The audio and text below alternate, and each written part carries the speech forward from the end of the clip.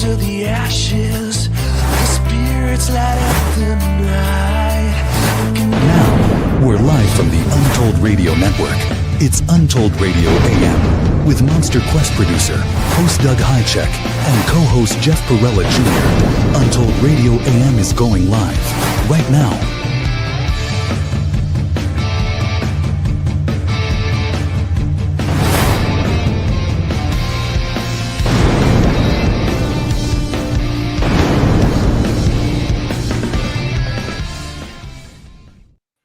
Hello, hello. Hey, Jeff. How are Hello, you? everyone out there in chat? I'm good. Yeah, how is everybody? Let's see, we've got a pretty good crowd coming in, so welcome everybody. We've got I think a really cool show tonight. Yeah, cool Should guest. be a cool conversation. We have guests and actors, Steve Berg. This guy loves the topic, right? Mm-hmm. Hasn't had a sighting, but he's got a whole new perspective on everything. And so we'll be getting into that. And then we've also got Morgan Copeland, a buddy of Steve's, who I met through Steve. And he's just a wealth of knowledge. And so it should be really interesting. But Steve is an actor. He's been in a lot of movies.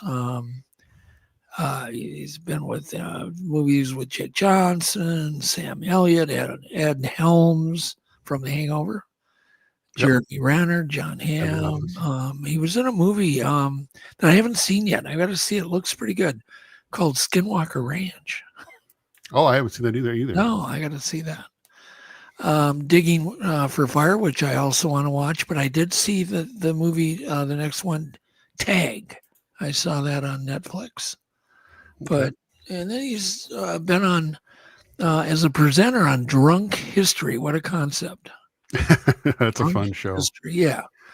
So, and he's been also a voice actor in cartoon series and whatever. He's just he's a great guy, and we'll have fun.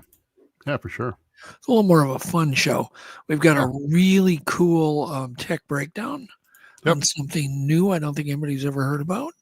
Yeah, it's cool.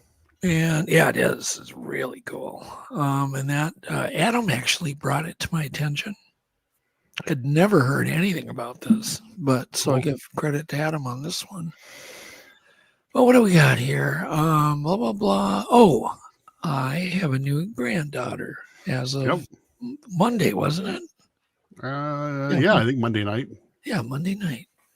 So that was kind of a surprise because you never know, my daughter is pregnant, her and her husband are, I'd go over there quite a bit and she's kind of getting miserable, right? And I'm like,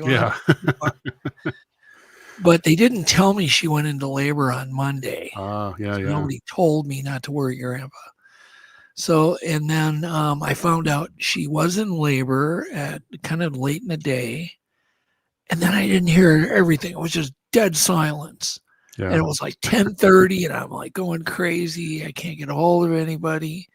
And then all of a sudden I go out to the garage because I left my phone in the garage. I go out to the garage and there's a photo of my granddaughter. Awesome. And so I literally just she just lose it emotionally. And Doug loves being a grandpa. I can tell you that much for sure. So anyhow, we have little Ella. Yep. So we have Ella and Esme now. Yep. So it's pretty cool. And then I've got my grandson who lives in Michigan, which sucks. Evan, he's really cool, but he's getting older. He's like, time goes so fast with kids. It's ridiculous. Yeah, he's 10. All right. Anyhow, but the weird part of the story is that morning, on Monday morning, I awoke having just severe abdominal pains. And I tell Yvette, and she goes, I'm having the same thing, cramps. Weird. And then they just went away like 10 minutes later. And we never talked about it again. But we both remember, both of us saying we're both getting stomach cramps, like almost like it was food poisoning, but nothing happened. It just suddenly went away as quick as it came on. So the question is, were we experiencing my daughter's labor pains? somehow. Who knows? It's a coincidence. Exciting day, though. It's a hell of a coincidence. So apparently I've felt a little bit what it was like to have a baby. Anyhow, I'm joking. It could have been. Hey, I've also I've experienced things that other people have gone through. Sympathetic pain, I think they call that. Yeah. I don't know what you call it, but like when my brother died, I also felt what he was feeling, and they called an ambulance for me. Wow. And the ambulance was literally on its way to get me. And then all of a sudden I felt fine. The phone rang. And it was my brother's girlfriend going, your brother just died. He rolled off the bed and died. Oh, that's awful. Isn't that weird? But when they found out, what had happened to him, apparently he had an aneurysm near his heart valve, and it burst. So when I woke up, the reason they called the ambulance for me is I felt this warm, like I was bleeding internally, like this warm feeling. So I guess that kind of stuff can happen, right? If you're close. Yeah. So there you go. How long ago was that? Oh, that was quite a long time ago. Man, it's going on 20 years. Oh, gosh. My brother died. Yeah, he was pretty young. Just something he was born with, and it just burst. Didn't know about it. But it was funny because he was calling me going, yeah, I got to get to the doctor. He had been feeling a little weird or something. And so they delayed. Of course, the appointment got delayed and he died. Oh, it's awful. So if you feel like you're having heart issues, get to a doctor. Absolutely. It's better to be safe than sorry. For sure. All right. Anyway, well, let's break into a little bit of news. Sure. And then get with our guest, Stephen Morgan here, after we get done with the all these weird little things. Do. All right. Now they're on the news bumper here. Untold Radio news that can be a bit weird is right now.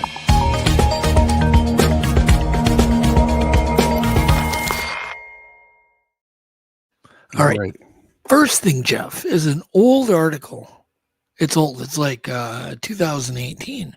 But I ran into it and I read it and I'm like, I never heard about this. Huh. And it's where a wolf, apparently in 2000, there was a pack of wolves, treat a Forest Service worker who was doing, it says forest researcher was rescued by helicopter after being treated by gray wolves, which is really rare. It says a seasonal employee of the U.S. Forest Service who climbed a tree after efforts to scare off 2 adult gray wolves by yelling and using bear spray, and it was unsuccessful. Apparently this person, I don't even think they mentioned their name, was unharmed. So they got rescued. But isn't that weird? Really weird. I mean, there's been I don't think there's been more than 1 or 2 deaths in hundreds of years from wolves.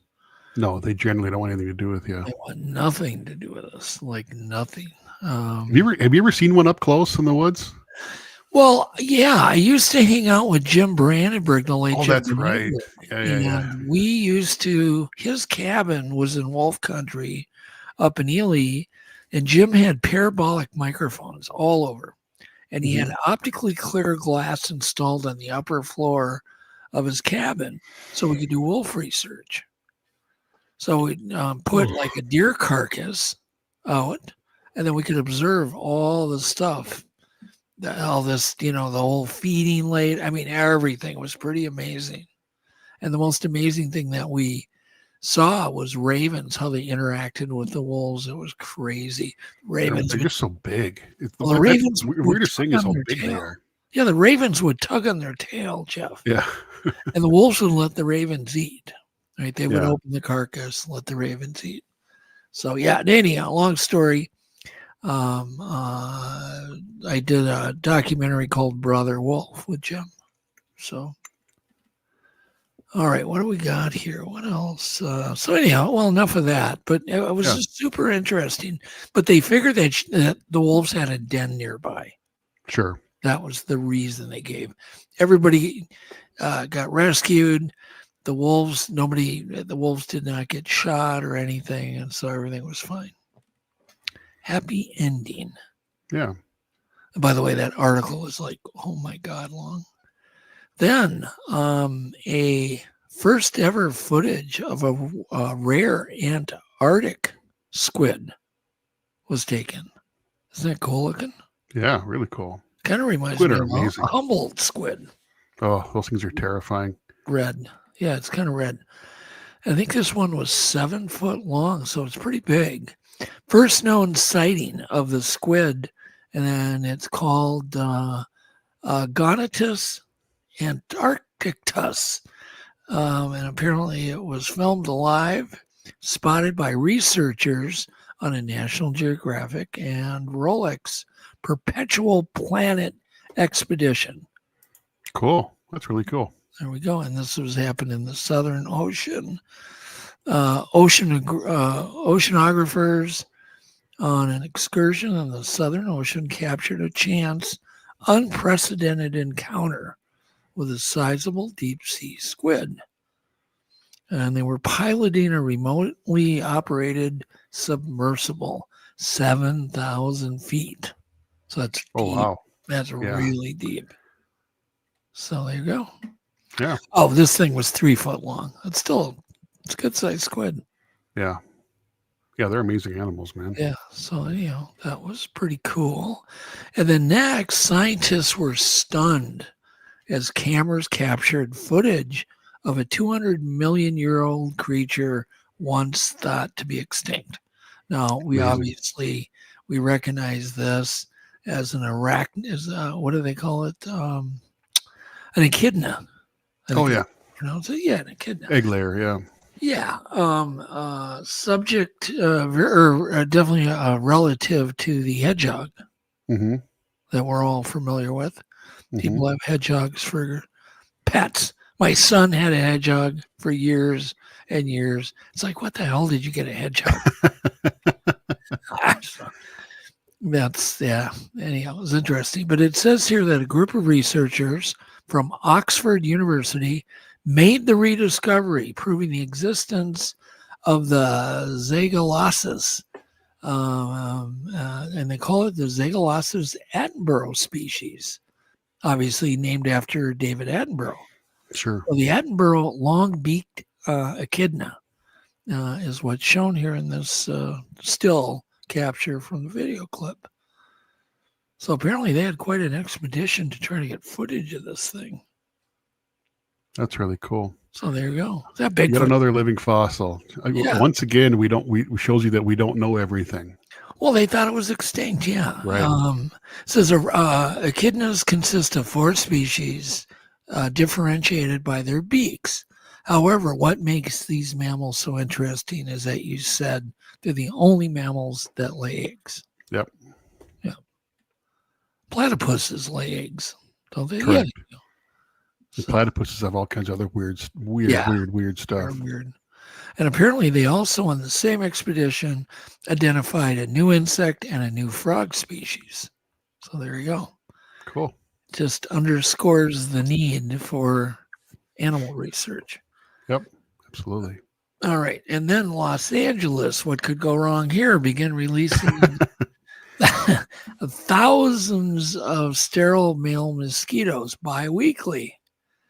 And you know why that? And so the mosquitoes can mate, but they don't lay eggs because the males are sterile. Oh, okay. And my question is, how do they sterilize them? Must be some genetic modification. That's interesting. I don't know. It didn't say. Maybe they're just snipping off their junk. Could you imagine that? Snipping mosquito junk off all day? That'd be quite the job. Well, see, male mosquitoes also don't bite. A lot of people don't know that. It's just the females that do the biting. And they drink the blood so they fertilize their eggs. So apparently, by releasing these sterile male mosquitoes into the environment was very effective. So, but still, I always worry when they start working with doing weird crap with mosquitoes. It's a terrible idea. It really is. I just think something could really go wrong. Yep. That's all I got for news. That's it. All right. Not much news. No. But somewhat interesting, I guess. Yeah, I love it. Let's do our tech breakdown. And before you play the bumper, I just want to say this is really interesting. Yeah. Because it really could help Bigfoot researchers who are serious. So go ahead and play the bumper and we'll get into it and tell you what it is.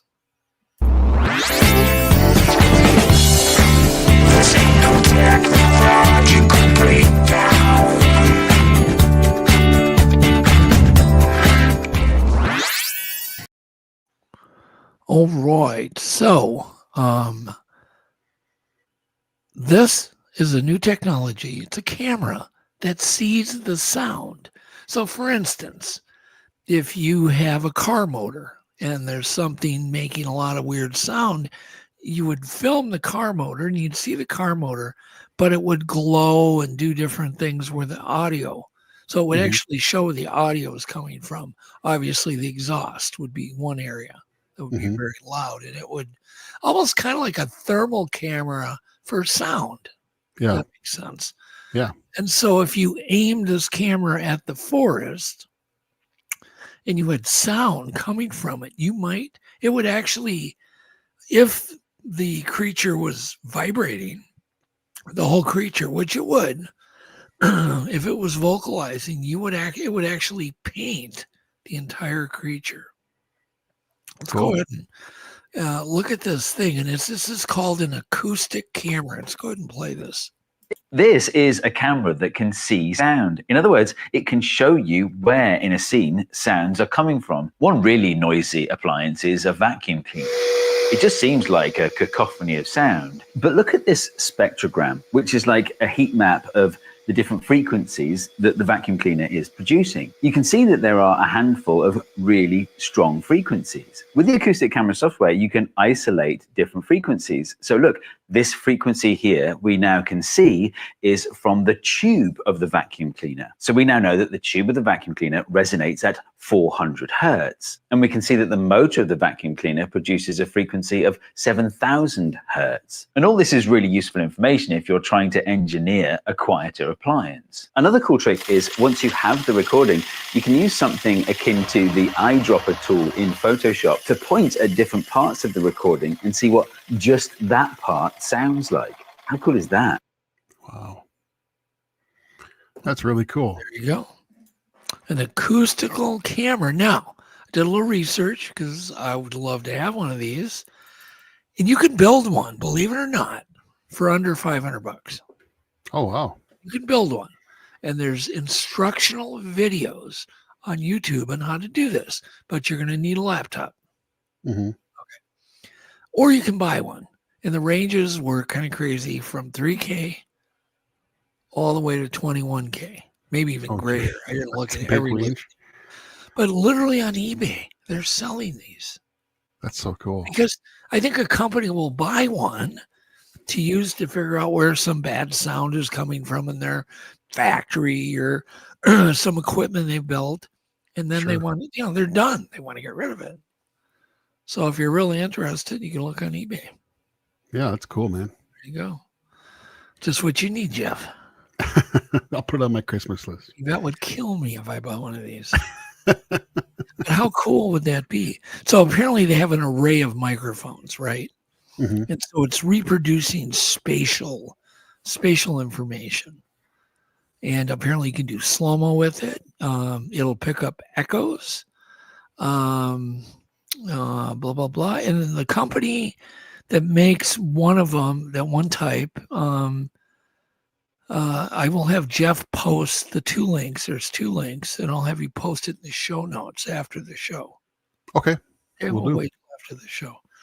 And then you can, I'll get those to you. Or actually, I already did give them to you. Yep, I got them here. I'll put them in the notes. Yep. And then just go ahead and paste those in.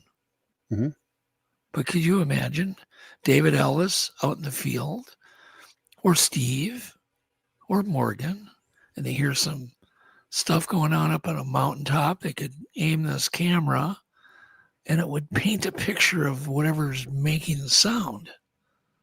I can see Adam going all over that too. Yeah, that's kind of cool. Anyhow, all right. Enough of that crap, as they say. Or as I say. As you say. Yeah, let's No one else says that. Yeah, no, nobody. Let's go ahead and do a few Amazon weird products that I've picked out that are a little bizarre. And we got a fun new bumper to play. Here we go. Yeah, go ahead. Weird Amazon product picks that you can order and own. But do you want to?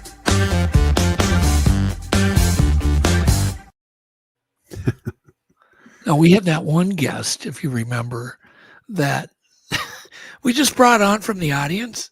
Yeah. At the end of our show, he's like, "Oh, by the way, I bought these 2 things that you had on your show." Yeah. A week earlier. It was, oh my God. I can't remember. I know I can't remember, but I know what you're talking about. Oh yes, this will help their sales. There's no doubt when we get into we should get a cut. Yeah. Anyhow, photo 11. This is the dancing hot dog. Sure. Everybody needs one of those. Everybody needs one of those. If you're into hot dogs and you somehow feel you want a dancing hot dog, and I see he's got some mustard on him. And apparently they've sold 300 of these in the last month. Right? And people are rating it 4.4 out of 5 stars. $28.99. You can own this. It's a bargain at twice the price. Yeah, bargain at twice the price. All right, next. What the heck is that? This is what they call a weird grumpy frog. It's a toad statue. I don't know why anybody would want it, but there you go. And it's something they're making. I mean, it's not just a one-off. This is something on Amazon. And 100 people have bought this in the last month. Wow, that's amazing. I don't know. Just what I need on my desk. Yeah. I don't know if you guys want to guess what this thing costs. You guys can start guessing, but this one is $14.99. Jeff? I'll get it. You're going to buy one? I'll buy 3. Why not? Give me Christmas gifts. All right, the next is kind of weird. Kind of weird. It's like a shark horse statue. Is that anything like a Sharknado? But what's weird about it is they've sold 300 plus in the past month of these. I don't get it. It says realistic animal toy. It's a unique horse and shark hybrid figurine. Imagine how terrifying that would be if that was a real animal. A land shark or a real land shark. And I just did a naughty thing. I started a collection with my granddaughter so she can collect different animals on a shelf. Sure. So every time I go over there now, I got to bring a new animal. I kind of got myself in this little trap. And those things are cheap, these little statues. This thing is, let's see if I can get the price down. I didn't on this one. I have no idea what it costs. I have no idea. Anyhow, next. This one's weird too. This is a plushy water bear. Wow. Tardigrade, as they call it. Tardigrade, yeah. The water bear. Stuffed animal doll. And they've only sold 100 plus in the past month. And they're only $7.82. So if you want to get a tardigrade plushie, I know Steve Berg and Morgan would like one of these. It's like, what? Tardigrade. They are such a weird animal. Apparently it could be a party. It could be a parting gift for all guests. Yeah. Everybody gets a tardigrade. There you go. All right. The next one is, everybody, especially Jeep people, collect ducks. Yeah. And I find ducks on my Jeep occasionally on the door handle. It's like, I don't know. I don't get it. Whatever. I don't get it. I don't get it. but I do get them on my Jeep on occasion. Yeah. And this is an alien duck, from the movie. It's the Sure. resin alien duck. And they've sold 100 plus of these unique Gothic dark resin duck thing, not rubber novelty ornaments. There you go. $4.99. You can own that. Oh, is that all? Yeah. Yeah. I got a bunch of them. Now the next one is definitely a yuck. Yeah. It is called the insect sucker. And I know that scorpions or worms like the tequila worms have been available in these, but this is on Amazon, folks. I don't get it. You can just buy this and suck on it until the insect parts start poking through. No, thanks. Critter Candy Company. They got ants, crickets, worms, and scorpions. And would you venture to guess what these cost, Jeff? Oh man, no clue. I mean, I can't imagine paying a penny for that. But what do I know? Probably $10. Probably $10. I don't know. $12.99. Sure. Why? I just don't get it. Yep, I don't either. Oh, next one's fun. Yeah, it is I guess a key fob, but a little weird. I have pubic light. Why wouldn't you want to tell the whole world about that? Sure. I don't know. I think women, if you want to carry that on your keychain, you go to a bar, you put your keys on it, set it on the bar, no one will bother you. Yeah, that's good. Yeah, I never thought about that. Yeah, that'll keep creeps away. You can get Eye of Public Life for $5.99. $5.99 you can buy this. With and the poop emoji for as a bonus. I don't know how many they've sold. I don't see any. You can get them same day delivery too. So there you go. Wow. So there's a warehouse nearby that stocks those. I just don't understand. Yes, I know. And if you don't want the pubic lice key fob, go for this key fob, the next one. Photo 18. You can get a fried chicken key fob. Or if you don't like the fried chicken key fob, you can get the shrimp cocktail key fob. Yeah. There you go. Yikes. These sell for $6.49. You got 1 day delivery also. So they're stocking them right at the warehouses. That's crazy. And they are $6.49 if I didn't already tell you that. So run out and get your food key fob. Get ahead of the Christmas rush. Yeah, I'm going to get you a pizza key fob. All right, the next one's really kind of weird. Close your eyes if you're a preteen. This one is grow a girlfriend. If you can't get a date, it says then this will make the perfect mate. Drop me in water for a lover that's made to order. Grow 6 times its original size. Okay.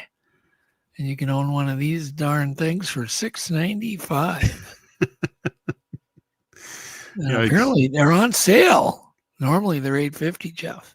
Wow. You can get same day. These are same day things. That's crazy. Okay. And then next is a squid that's flipping everybody off. How many arms does this squid have? He's only got 4. 1, 2, 3, 5. It looks like 5? Maybe 6. One back. I don't know. Whatever. That's bizarre. He's flipping everybody off. It's called the middle finger octopus. The middle finger octopus. Out of all the ones we've seen so far, that's the one I'd be most likely to buy. Would be the one you'd be most likely to accidentally sit on. No. It's $11.98, 1 day delivery. So these are amazing. 50 plus sold in the last month. I swear, they can sell anything. Yeah. The next one too is kind of a little weird. It is very odd. It is a 3-pack of Sphinx cat decorations. Cat statues, and these are hairless cats. $19.98, $20. Zen cats. Yeah, I can see people buying that. Not me, but I can see people wanting. Yeah. I can see cat people buying that kind of thing. The best, you can have these tomorrow if you order them tonight. Get right on that. Get on it. Do it. All right. Then we have the next item, which is the yodeling pickle. I'm not following. The yodeling pickle. I don't like yodels. World famous yodeling pickle. I don't know. Is it you put a battery in it? What do you do? It says it'll cause hilarious laughs. It's a singing novelty gag gift for friends, family, coworkers, podcast partners, office students, and classroom. Holy crap. Over 600 bought in the past month. Yeah, 600 yodeling pickles. It's the pinnacle of yodeling entertainment. Wow. You're in the wrong business, if I'm telling you. No kidding. Making yodeling pickle compete with this guy. Yeah. That's a lot of yodeling pickles. $7.99 for that yodeling pickle. Wow. And is it same day service? You can get it. You can order it. You can wait till tomorrow, order it tomorrow, and get it tomorrow. Gotta have it. And then the next it's for your yodeling pickle emergencies. The next one's amazing. The farting pen. You control his arms. Each punch packs a powerful fart. Try me, it says, and see the back of the package. Challenge your friends to an epic boxing battle. Punch and fart your way to victory. God, goofy. A poop that I can see punches. kids buying that. Why Love not? it. The poop that punches. Fart fighters. Farting poop pen, punching arms, blah, blah, blah. Only 50 of these have been sold in the last 50 plus, so under 100 have been sold. They're $13.95 if you want to buy the farting pen. Got to get me one of them. All right, enough of that crap. Photo 24. It's weird being the same age as old people. Yes, it is weird. That was a little depressing. As old people. But accurate. Yes. And they've sold 200 of these. $19.99. There you go. The next one I thought was pretty clever. Pause. Yeah. Same I bet price. that one sold. Yep, they've sold 300 of these too in the past month.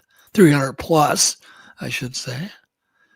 And then the last but not the least is the remember to wipe sign, which it's like, okay. And that one is $9.99. Now I know we will sell some of these tonight. Yeah. Yeah, this is the right crowd for that one, I think. Oh, no, that was me. Well, the Bigfoot crowd, yeah. Yeah. I thought maybe you meant the remember to wipe crowd. No, it's Bigfoot on there. You got to clarify. I think our crowd knows how to wipe. Oh, yeah. Anyhow, and they've sold, it's one day for that, Jeff. There's just think of that. There's stacks of these at the Amazon warehouses all over the country. That's crazy. Isn't that crazy? $9.99. Okay. All right. I'm ready to bring on our guests. Steve ready back there? I'm seeing Morgan. I'm not seeing Steve. He's there, but there he is. Hey, Steve. All right. Steve Berg. He's a talented guy who happens to be an actor, comedian.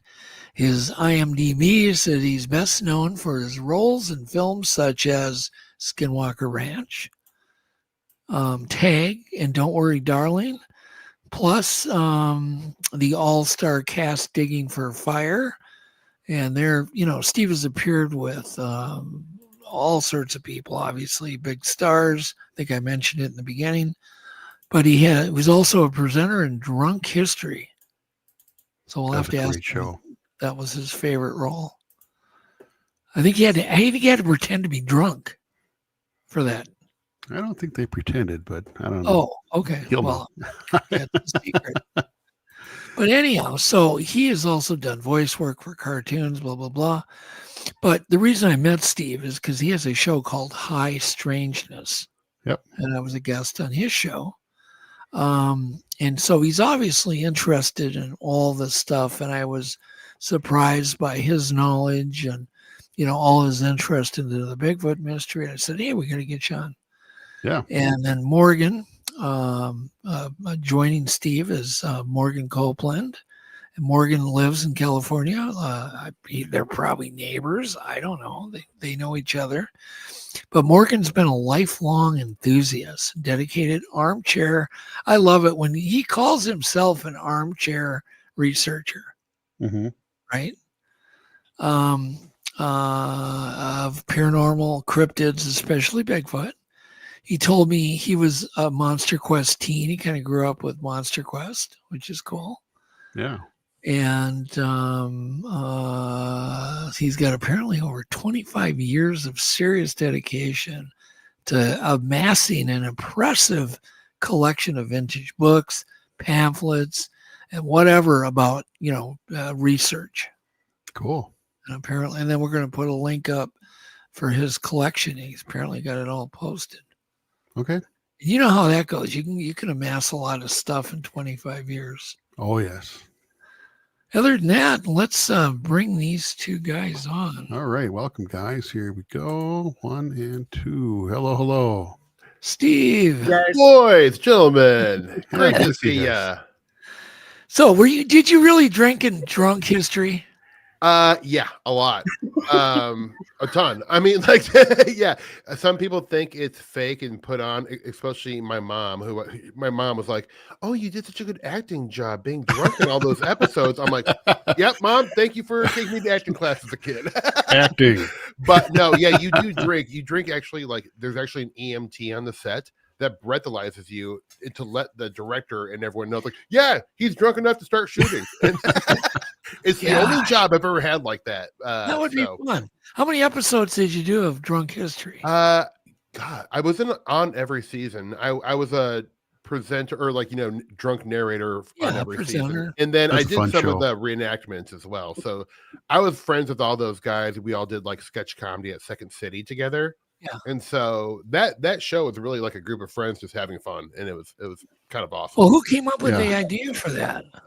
Derek Waters. It's his show. And he pitched it to another actor, Jake Johnson, who's been on a ton of stuff, New Girl and whatnot. And they were drunk and he pitched him ideas like, what if we did a show about people getting drunk and talking about history? And next thing you know, they like shot an episode with themselves, just like had a buddy film them, and they sold it to Comedy Central and won a bunch of Emmys, and it turned out to be a really big show for them. Oh my goodness! Yeah, you never know.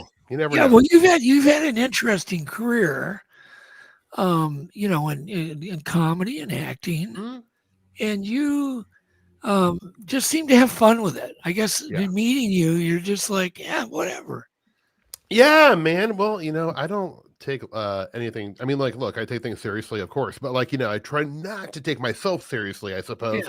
And it kind of goes in part, like, I just like weird marginal stuff. And I have loved cryptozoology and UFOs, paranormal, palmistry, spontaneous human combustion, meat falling from the sky. I'm an old 40-in. So, I love anything that's strange and unusual since I was a small child.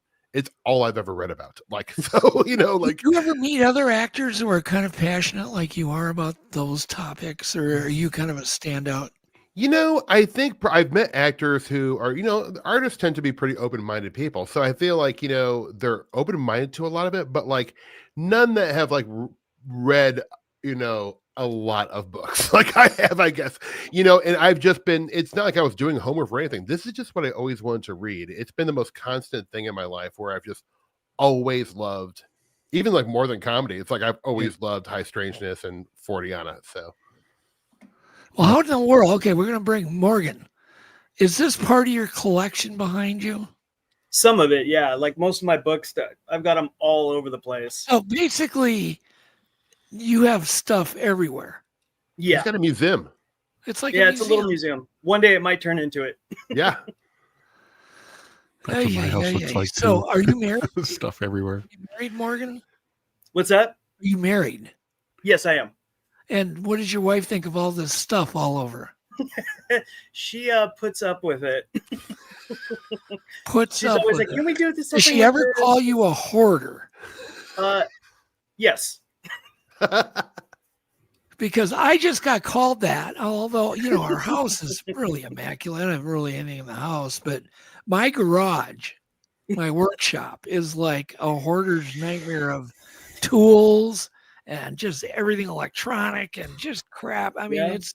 And I know where everything is, sort of. But I got called a hoarder yesterday. Oh, I'm like, what the hell? The H word. This is all good stuff here. She goes, the older you get, the more you just like collecting things. And I'm like, oh my God. Yeah. We need this stuff. We need this stuff. The only way to like thin out the herd of all your stuff, because it is so hard. But I moved like a few years ago from LA back to Omaha, Nebraska. And because like it was like during the pandemic and it was like really hard to like get like those pods and stuff. So I had to get rid of like half of the stuff I owned. Books and everything, and it was. I mean, I was like, "Oh no!" Yeah, this, like, little piece of this like matchbook I got from the school bar. Like honestly, like it was very sentimental. But that changed once I was like forced to like get rid of it. I like pared it down, and it felt good to purge. I will say. Yeah, it does. So, like I've lost everything I've owned in a divorce, like everything. Like you walk out with a paper bag, a Campbell, a chicken noodle soup. And no can opener even to open it, and you walk out no clothing, nothing, with this little paper bag, and you're fine. You feel free. You've got you just start over. There is that feeling of a tabula rasa, and I do feel like life is full of moments like where you can take advantage of. I mean, it doesn't have to be like massive, like square one start overs, but any chance to start over in a new way, I'm all about that. I feel like it's very good. It doesn't have to be a dramatic start over, but like career, whatever, it's good. New experiences, I like them. Yeah. All right. So, okay, I'm going to throw a question at both you guys. Yeah. And try to answer it the best you can, but I don't expect any definitive. Do you guys both think Bigfoot's real? And why don't we start? We'll start with you, Steve. Yeah, I think. Oh, I mean, I do think there's something to the Bigfoot phenomenon. Now, I'm not convinced in any which way of like what it is and what it represents necessarily. Like, I'm very open-minded to Bigfoot being not a flesh and blood, normal, hominid relic, whatever. And I'm also open to that being the case too. So like, it's one of these things where like I don't feel like any of us have enough evidence to say one way or the other, but I think there is something to it. For sure. Like I really do. Like, I mean, it's just it does seem like it's just more than lore to me, as far as like looking into the stuff my whole life. I just feel like there can't be this many people hallucinating or lying in doing, in these tracks. It's like, what for? Like, why would you like you're not getting much out of it, if you're hoaxing stuff. Well, don't you agree? To me, my best argument is nobody's faking unicorn tracks or some other, you know what I mean? There's just... bingo. I'm with you. If I was gonna fake a cryptid, I would go for something much more exotic, like a unicorn duck. It'd be funnier. It's just, and it's fueled all the time. What say you, Morgan, about this thing? I mean, if you were a betting guy and you had $1 million in the bank, and I said, okay, you want to double your money, Morgan? Would you put it on Bigfoot's real or put it on it's a bunch of hooey? I'd put it on that it's real. The one case, I'll tell you one thing. The one case, I'm like Steve. Over the past, I would say in the last like 10 years, I used to be a hardcore turd and tracks kind of guy. Flesh and blood. Did you just say turd and tracks? Yeah. I've never heard that. You just said turd. I haven't either. That's a good one. I like that. That's I almost want to become a turds and tracks guy just so I can say that's what I am. Yeah. Well, that's what I'm a turds and track. I love it. Yeah, I love that. I will say yes, that there is something to the phenomenon, whether it be an actual animal or something else. I can't rule anything out. When I'm doing my research and stuff, and because I'm always I'm always listening to something, reading something, watching something about the phenomena in general. So anything high strangeness. But I always come back to Bigfoot. Steve. Yeah. Tell Morgan, go into your settings, and I want you below your name, put turds and tracks guy. Turds and tracks believer. Can I figure it? Oh wait, hold on. Maybe I can do it on mine. Yeah, I'm. One of us has to put turds and tracks. I agree. I would do there it, you go. But I'm not confident. There you go. Oh, nice. There we go. How'd you do that? You go up into the little dots in your picture down in the corner. Well, and it pops up and you go to your name. Change it. How come I don't? Oh, settings. It says edit name and headline. I think you both need to say turds and tracks right below your name. You're 100% right. We absolutely do. I think so. Let's start a new trend. Like with the phenomenon of Bigfoot, one of the things that always comes back, because some days I'm like, oh, it's nothing. You know, I do have those days where I'm like, but why don't we have anything yet? I always think back to the Berg tracks. Right. The cripple foot. Yeah. So that happened in like 63? I don't know the year. Mid to late 60s. But those were the ones that really convinced, as I remember, Grover Krantz. Yeah. The anthropologist. Yeah. And I look back at that and nobody's out there. There was 1,200 plus footprints. One of them was normal. One of them was deformed. And every one that was the deformed foot, you could see where it slid in the snow or slid in the mud because it was snowy out. And those tracks, nobody's out there creating a prosthetic or a artificial foot that shows the proper anatomical damage of missing a toe, the way like I just broke my toe Monday. And trust me, nobody's out there making fake broken toes. And to see that broken toe in multiple tracks, different. Because like a track is nothing, it's not the actual footprint. It's like what the foot does to the environment, to the ground. So it's like nobody's out there in the 60s doing 1,200 of these. Each one of them is different. No way. That's very compelling evidence. I agree. Just that one. By the way, Morgan, okay. One, we've already started a podcast called Turds and Tracks. I saw We've that. already got t-shirts invented. Turds and Tracks. It's so funny. This is going to go viral. Turds and Tracks. I wish I could say I came up with it myself, but that's been around for years. Really? I never heard it. I love it. Well, you should have claimed it. Yeah, we heard it here first. Trademark. Man. Yeah. Trademark it right now. I mean, people that's are going, like great idea. A great YouTube name. It's hard not to love.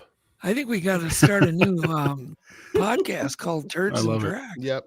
By the way, Doug, can I just say something? I want to thank you so much for being on my show because everyone loved you. And it was really, I got such great feedback. They're like, he's the best. His stories were amazing. And it really was so fun. I mean, like, you're just a pro, dude. It was so great to have you on. Yeah, I'm after this show tonight, I'm going to go ahead and try to promote that episode because I thought we had a great conversation. We did have a great conversation. But we did have a really, really good conversation. We did. And I just spilt my water all over my keyboard. What does that mean? So can you guys tell me what that's going to mean here in a minute? It's going to be fine. You're going to want to turn that upside down. Turn it upside down. Okay. Yeah, so the water falls out naturally without rubbing it in. It's running out of my keyboard. Yeah. Okay, I'm shaking. As a guy who's done that a couple times. Now. Yeah, I've broken everything. I'm not good with taking care of. You know, the worst is spilling Coke in the keyboard. Not good, man. It's like we'd be in the edit studio like years ago, back when an edit studio was, millions of dollars. Yeah. Then we dump a Coke over on the keyboard of the ADO machine. Were you using an Avid? Huh? Were you using an Avid machine? Oh my God, we're talking no Grass Valley switchers. Running 2-inch tape, 1-inch tape. Those are beasts of machines too. Those old editing this days. is the old days where if you made a mistake in an edit, you were screwed. You had to live with it. Fine. We're going to learn how to love it. Start over. Nobody's going down another gen. No, right? That's not happening. No. So, yeah, I really did spill a whole bottle of water into my keyboard. I feel like it'll be fine. It is. Yeah. There's nothing running out now. Yeah, those things are resilient. So yeah, I'm just warning you guys in case I start going fuzzy or something. I'm now brushing it lightly with a clean. Yeah, very very. Now I'm pouring rice into my keyboard. Exactly. Oh God, what a dork! Now I just tipped over my studio clock. Okay, this is turning out good. Yeah, it is. It is. No, it's fun. This is fun though. We like that. Okay. Anyhow, there. Unscripted. It's unscripted. The mayhem is over now. That's what happens. The mayhem is over. It's all Morgan's fault with the turds and tracks crap. I got all excited. Obviously. Oh my God. Anyhow, yeah, that was almost a whole bunch. And that link that I just posted the link there in the chat, that is the link to the interview that they did with you. So okay. Thanks. Yeah, and I'll promote it because your podcast is new, right, Steve? It's relatively new. If it's relatively in the sphere of the podcast world, yeah, it's like probably a year and a half. So still a baby. Yeah, they're still podcasting baby. We don't do it. We don't do it for money or fame. Trust me, it's just for fun. I thought this was about money. I thought this was about money and fame. Yes, you are. No, I love it. I mean, like I've waited my whole life to talk to people like yourself. So I mean, like, it's you meet people. That's what it's all about. It's fun to talk about this stuff. Oh my gosh, having a reason to do it, I absolutely love it. Yeah. Anyhow, my keyboard's waterproof, so let's move on. Big development. Except, by the way, I got to show you this. I'm not joking, you guys. See this soggy bunch of paper? It's just soaked. Yeah. Literally, it's just, oh my goodness. Wet paper is a drag. It's fun. Yeah. Well, it's nothing important in it. Okay. What do you think, Steve, is the best evidence that you've seen that really convey just one single piece? Is there just what's the best? Oh, the single piece. Oh, golly gee. I mean, I'm going to sound like, very passe in mainstream, but I really do think Patterson Gimlin is legit. Like, I really do. Like, and the biggest reason for me is just because I am aware of what costume designers have to do. Like, I have a friend who's been in costume design for a long time. And we're talking about 67, correct? Yeah. So I mean, like, I just think about that. Like, like Planet of the Apes won like awards, and 2001 was directed by Stanley Kubrick. That stuff did not look half as good as the Patterson Gimlin stuff. Did we just lose the host of the show? Are we hosting the show now? Oh, okay. I couldn't see you guys. No, we're just giving you guys the limelight. Oh! I wasn't sure. It's like, well, Morgan, here's our show, baby. Yeah. No, but I mean, like, I do think, and I mean, there's a multitude of reasons why I think it's legit. I mean, like, the footage is incredible, but like, just all the little details that go into it. Like, if it was hoaxed, how could this still be the best hoax of all time? And if I found out it was a hoax, I mean, obviously there'd be part of me that was be disappointed, but like, the footage has brought me so much joy over the years that like it wouldn't break my heart. I wouldn't like I wouldn't all of a sudden be like, oh no, now I'm not into Bigfoot. I've been led astray. Like, no, I think the biggest evidence to me is people's testimony. Like, I don't know enough about science and hairs and like, foot padding and stuff like that, like a Dr. Meldrum. But what I do know is people, and these stories are not all the same, but there's consistent motifs and details. And this goes way, way, way back. And to me, I'm always about the human connection with this stuff. That's how I can best understand it. So, I mean, that to me is like the testimony, the consistency, the motifs that keep on showing up. I mean, either it's the strongest folklore like ever created, and somehow our consensus reality agreed to like these certain narratives of what a Bigfoot encounter is. That would almost be more amazing to me. Like, so yeah, I think there's something to Bigfoot. And I think the consistency in witness testimony going way, way, way, way back, and on every continent, in every state, except for Hawaii, I think. But I feel like I know there's something to it, even though I don't know, I feel like I know. Did I answer your question? Yeah. I think so. Morgan, what do you think the best evidence? I would have to go with the Bosberg track, the Cripplefoot, Okay. and the Patterson Gimlin film. I mean, did you notice how Morgan picks too, and I didn't tell him he could do that? Yeah, he's a rule breaker by nature. He's a rule breaker. Yeah, I'm a turd and tracks. I make up my own rules. And by the way, you guys are the Turd and Tracks team. Yeah, I'm Turd, he's Tracks. We're doing a morning radio, Zoo radio in the morning. Okay. That would be funny. On your drive to work. So you pick two. You can't pick two more. I said, what's I'm the going to say the one? Bosberg then. Bosberg. The tracks, Okay. the Cripplefoot tracks. Okay. Well, that's good. I can't see anybody faking that. No, nobody would ever fake that. I mean, literally, you'd have to be an insane person to try to figure all those bones and hope someday some anthropologist is gonna come across it. Reason? Yeah. Well, what is interesting about hoaxes in general is like I know, like, I've read a lot about the UFO phenomenon, right? Every different which angle, how different people see it, different cases of reports throughout the decades. But in the UFO world, you do find out things 40 years, 50 years later were definitely hoaxes and not real. Yeah. That doesn't make me not love it because the story behind the hoax is often even more interesting than the actual like sighting of what people had. So it's like, I love all of it. I actually feel like hoaxes in a weird way play into a lot of this stuff.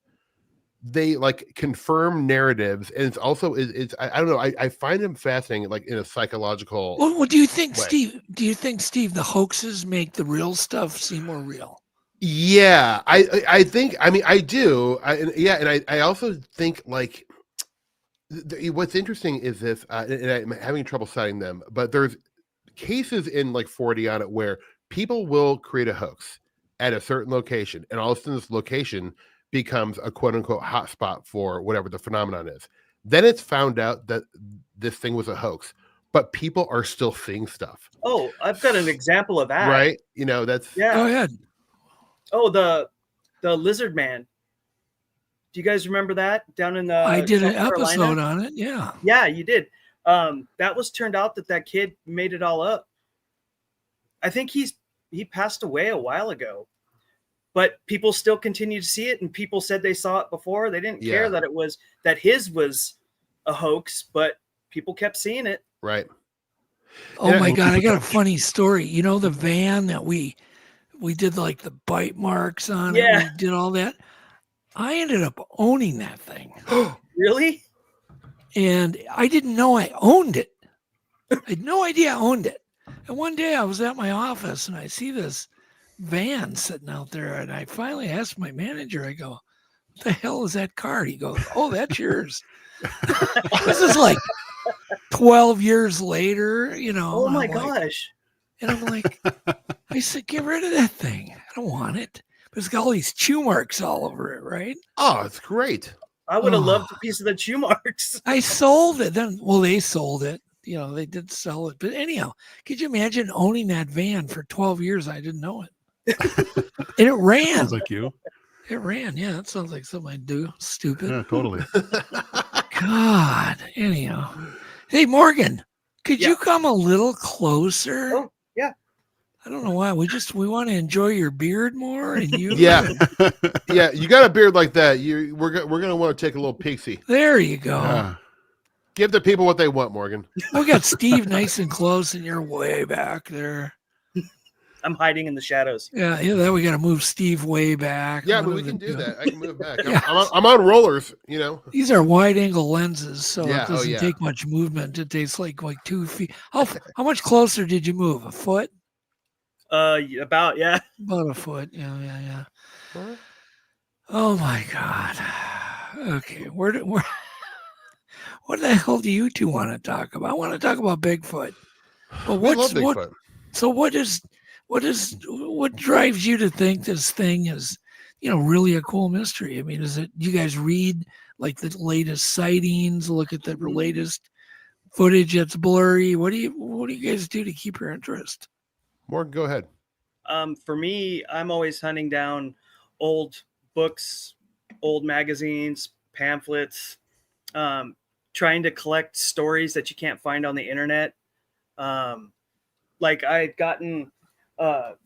actually gotten, have you ever heard of Pursuit magazine? No.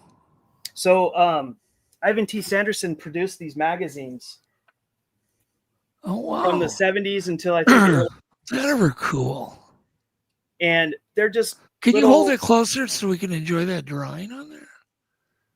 What is that, like a Nessie and a Bigfoot? Yeah. That's pretty cool. All right. And they go through different subjects through here, but it's a lot of these in the back also. There's it's a 40-ana magazine, so they're not very big, Looks great. But they do all high strangeness, all 40-ana cases, Skyfalls, Loch Ness Monster. But some of these stories, they have like articles in the back that were published in newspapers that all the editors on the staff would gather from around the world, because you have these little clipping companies back in the day that you could hire them to. Oh yeah, clipping service. And they clip them and then send you the articles. So that's what they used to do. They did it for like 40 years or 30 years. And like this one right here is about Homo nocturnus. Is what Peter Byrne, that's what he coined Bigfoot. But like this one's from 1976. That name wouldn't fly anymore. No. But I just happened upon I bought. What did Peter name it again? Homo nocturnus. Okay. I just say that name wouldn't fly anymore, Morgan. No. But I happened upon like 6 of these, and the guy ended up sending me 24. That's awesome. Cool. That's really cool. That's really cool. I've got some stuff I would love. I mean, if you're collecting, I got a bunch of stuff I wouldn't mind giving you. Oh, well, I'd be more than happy to. But I've got things. Yeah, it'd be nice to, because after I'm dead, my kids are just gonna toss it in the garbage. No. Tell your kids to call me. I'll tell you what though. Morgan really is like a wonderful preservationist of this stuff. He really is. Like, his collection is amazing, and like he is able to find like articles. Like, he really is. And I feel like, while boots on the ground investigation is sexy and deeply important, I love the people who do it.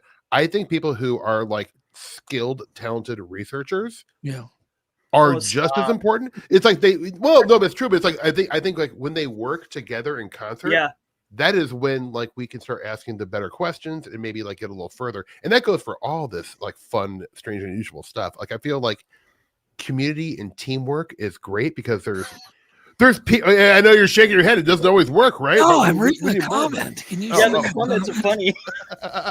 Oh my god.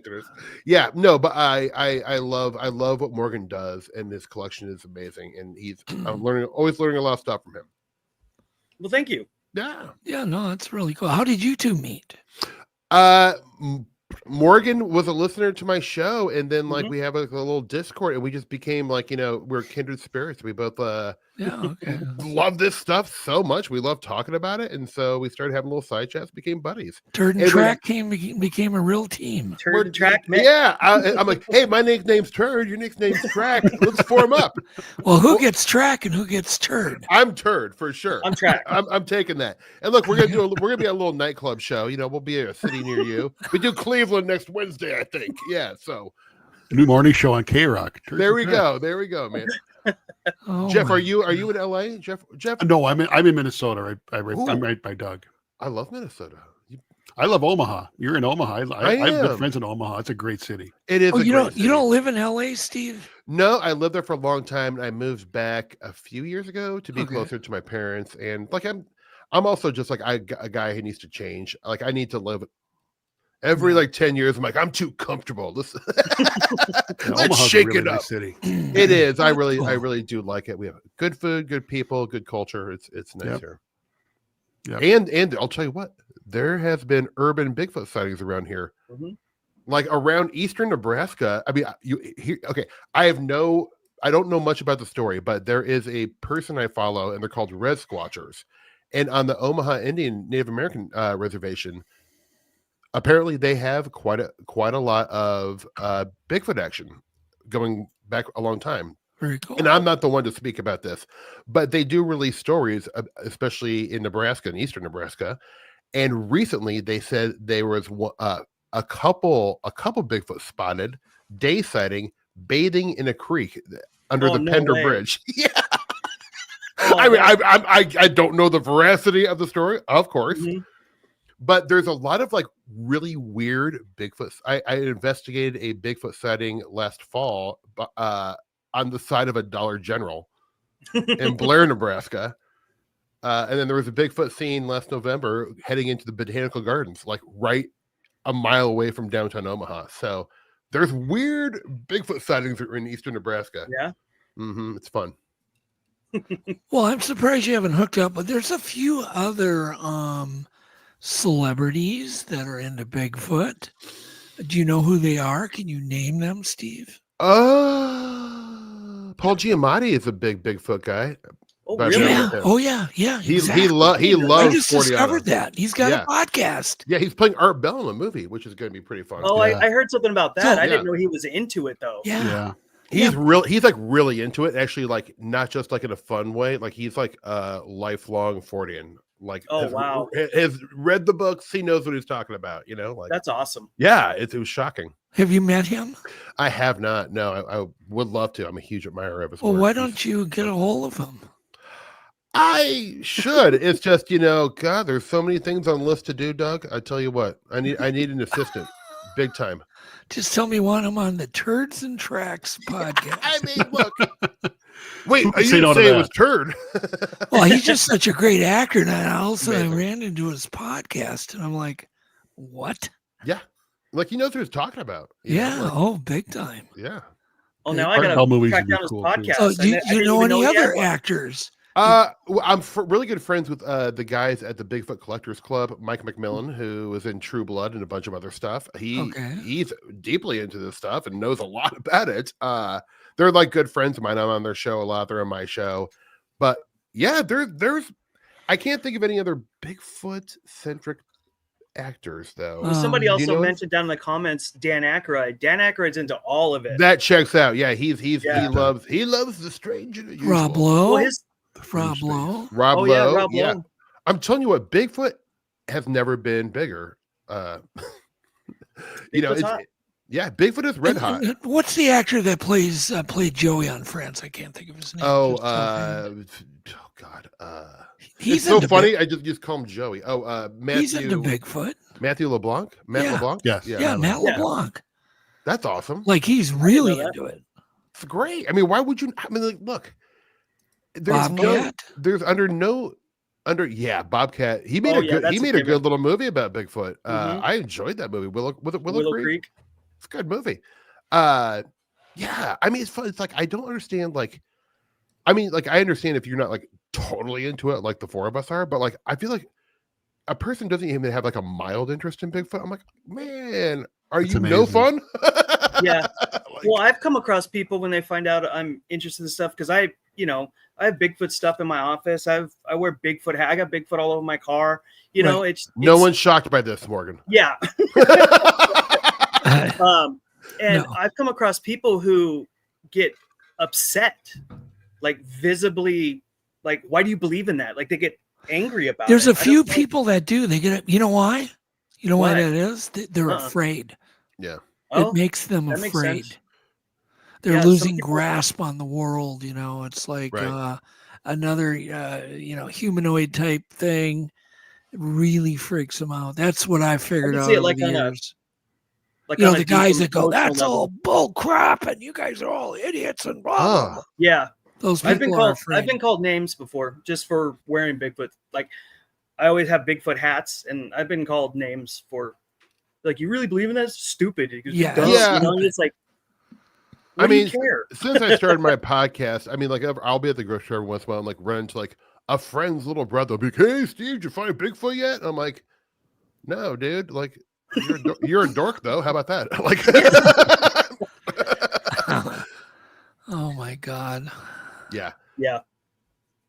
Those jokes. You find Bigfoot yet? You're just like, yeah. I mean, if I did, I'd be a millionaire. I'm gonna say, yeah, I did, and I'm not telling you where I keep him. It's in my basement, though. Oh my God, I was working on a show. I think I'd mentioned it. Comedians Looking for Bigfoot. Oh yeah, with David Reyes and Bill Devlin and another guy. God, he's really funny too, and I can't think of his name. I'm having a brain fart. Names are horrible or hard. Yeah, brain fart. But we were doing practical jokes on people where we were like as an example, David would call a taxidermy shop and convince them that we had one on a flatbed that we had found and blah blah blah. And can I meet you tomorrow and bring it in? And it was just funny. Yeah, because we could convince people that what we were telling. You could see that they were really skeptical, but then David was so good at convincing them. Yeah. Can you imagine that taxidermist in the back of his head? He's like, "Let's do it." Yeah. This is a big payday here. I'll do it for free. Oh my God. But I think a number of people who are interested in this mystery, I think, are a little more intelligent versus what the skeptic guy would say. Anybody who's interested in these mysteries is more intelligent. I'm sorry. I'll tell you what. In general, you are right. That is actually a very interesting point. People who are interested in the strange and unusual, I have found to be some of the most interesting, well-read people, because you know what? You have to read in order to get a lot of this information. Like even today, this is a lot of stuff is like you'll get snippets of the picture on Google or whatever, like on forums or stuff like that. But at the end of the day, if like you want to understand some of these like theoretical concepts or the patterns in these cases, you really need to read some books. And like people don't read nowadays except for people who are into this stuff. I'm almost convinced. Well, you start to see like people who only consume like YouTube and no offense podcast. Like they only get regurgitated stories of the same old stories, like the Patterson Gimlin, I got, for some reason my brain just went blank on common cases, but like Roswell and stuff like that. But there are so many other stories that aren't found you can't even find them on the internet unless you go deep diving into forums and subreddits and stuff. But there's a lot of cases that are amazing that somebody had mentioned that Daniel Boone had some kind of story. Yeah. Or Davy Crockett or whatever. No, it was Daniel Boone. In the Daniel Boone forest. In fact, I camped around like last summer. It was the Yahoo. Yeah, I camped around this area, supposedly in the Daniel Boone National Forest, around the area where he did shoot it, according to legend. But in one of his books, they were doing a hunting party. They would like traverse 100 miles to go on these like 4-month hunting expeditions, and they were hunting, and I guess a Bigfoot type creature picked up his son and like smashed the son on the ground. And then, Daniel Boone shot it a bunch of times, but I guess when they said, and it was dead, they supposedly killed the creature, and it had like this like armored breastplate. Not that it was, but I mean, like it was obviously like bone. So this is a real story that's in these. It's part of the folklore. I mean, like I don't know, Daniel's not around, so we can't ask him. But like it is in literature. Like this is a documented piece of Daniel Boone lore. Like, and people in Kentucky, my friend Nathan Isaac, who is a great Kentucky weird historian, knows all about the story. I was with him. He took me to the spot where supposedly it happened, and we camped. And it's also a spot that is known for a lot of Bigfoot sightings and a lot of Dogman sightings. Yeah. So this whole Kentucky is a weird place with a ton of deep, long history of high strangeness. So it's one of those places, Doug. It is. I think Kentucky is so close to so many other wilderness areas and states that are just thick forests. It's just kind of right in the middle of it all. Absolutely. It really has so many sightings. Jeff, what do you think the best evidence is? It's hard to pick any one because you got to pick one. Don't do what Morgan does. That's a tough. My top question. 5. I have to say, I mean, we've identified, science has recognized and identified a lot of extinct animals based solely on footprints.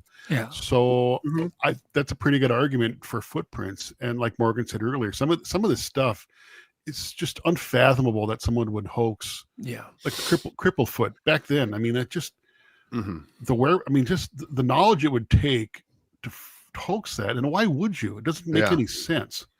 And I just think the enormity of the footprints evidence is just so compelling, and there's so many aspects of it that are predictive of what we know about of known populations as far as the distribution of size. I mean, it's crazy. It's just the more you find, the deeper you dig into footprints, it's just overwhelming evidence, in my opinion. Yeah. So this is my cast of. Oh, good man. With the outline. The Bossberg track, yeah. That's awesome. Have you not seen this? Actual size. I have seen it before. Yeah. But it's been a while. It's been a minute. It's a beauty. Now, this is just one of 1,200. Here, let's get him full screen, Jeff. There you go. Like, let's see here. That's centerfold worthy. Yeah, that's a beauty. See, he's missing a toe, broken toe, and then these bulges here coincide with the bones in the feet, the metacarpal, and they bulge out, which a foot track maker wouldn't understand. I mean, you'd have to understand foot morphology, like Grover Krantz used to say. Yep. Or talk 100%. about, and also the centering of the ankle in the middle of the foot. Humans, it's way back here, but with how far back the heel was in the center of the foot, where the ankle is, it's how this animal would distribute its weight, being as big as it is. It's amazing. And thank you, Grover Krantz. I read that in his book. Where was that? Was that in the Pacific Northwest? Yes. Yeah. It was in Washington. Washington. Okay. Yeah. Yeah, it's just amazing. Why would anybody hoax that? It doesn't make any sense. Yeah, you would think if you're usually, I feel like when people hoax, they try to stick with like really basic, simple, like things that will be the most believable, right? Yeah. Right. So to hoax and do something like that and that detailed, like, I mean, if it is a hoax, wow, my hat's off to you. Well done. Yeah. And another thing, say, Jeff, can we just make Morgan full screen for the whole rest of the show, and then we'll just be disconnected voices? Yeah. Sure, why not? Let's just try this for we a are while. Ghosts. Can you zoom in on Morgan's beard?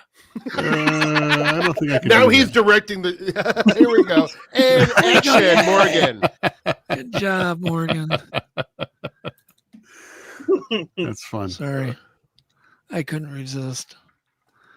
I hate it when Jeff does that to me. I'm like, oh God, get me off. Yeah. Well, I never do it on purpose. It's always a weird glitch with. It's like, no, I never do that on purpose. On there.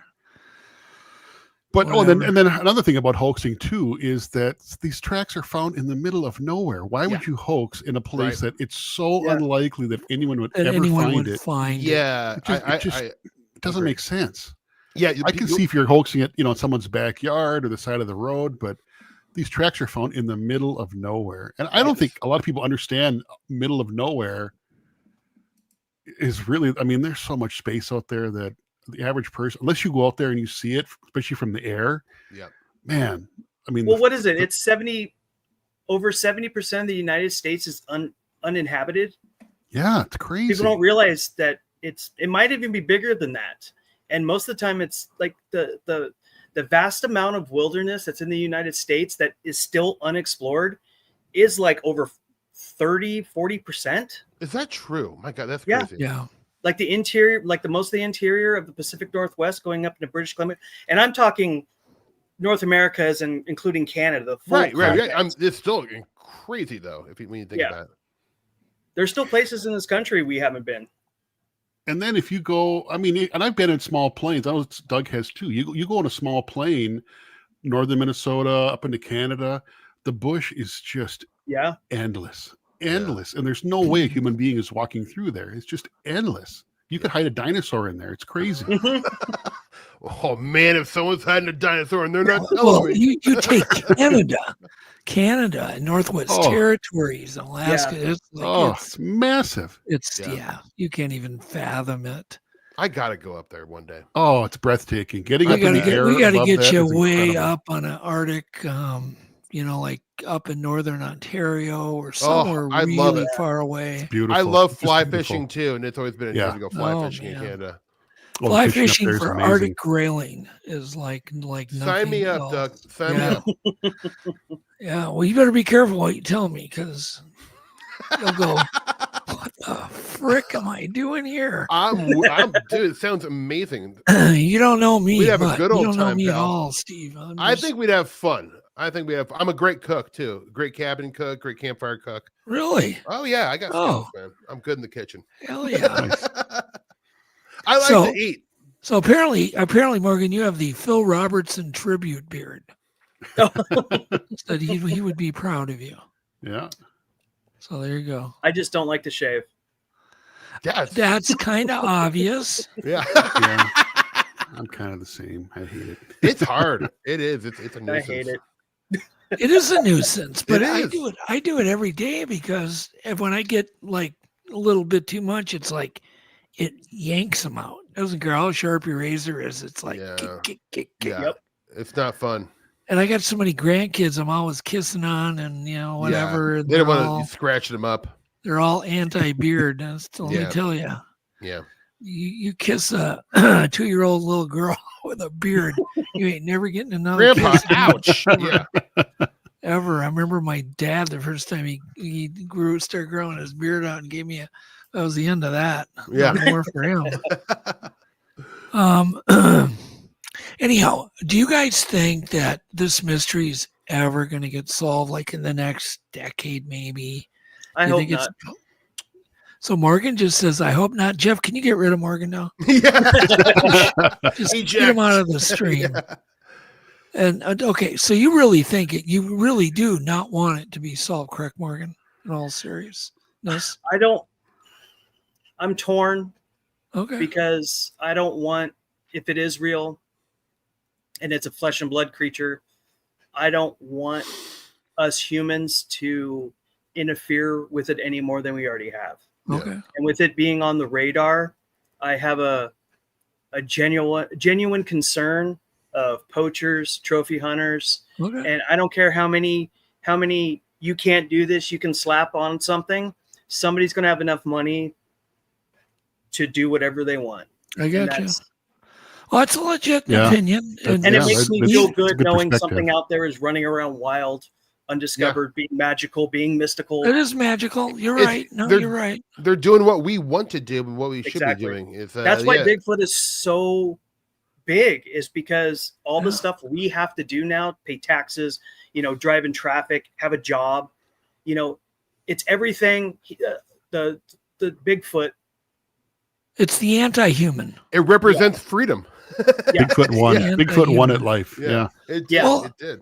I always think too that this creature represents purity and just kind of like, it says in the Bible, the meek shall inherit the earth. Mm-hmm.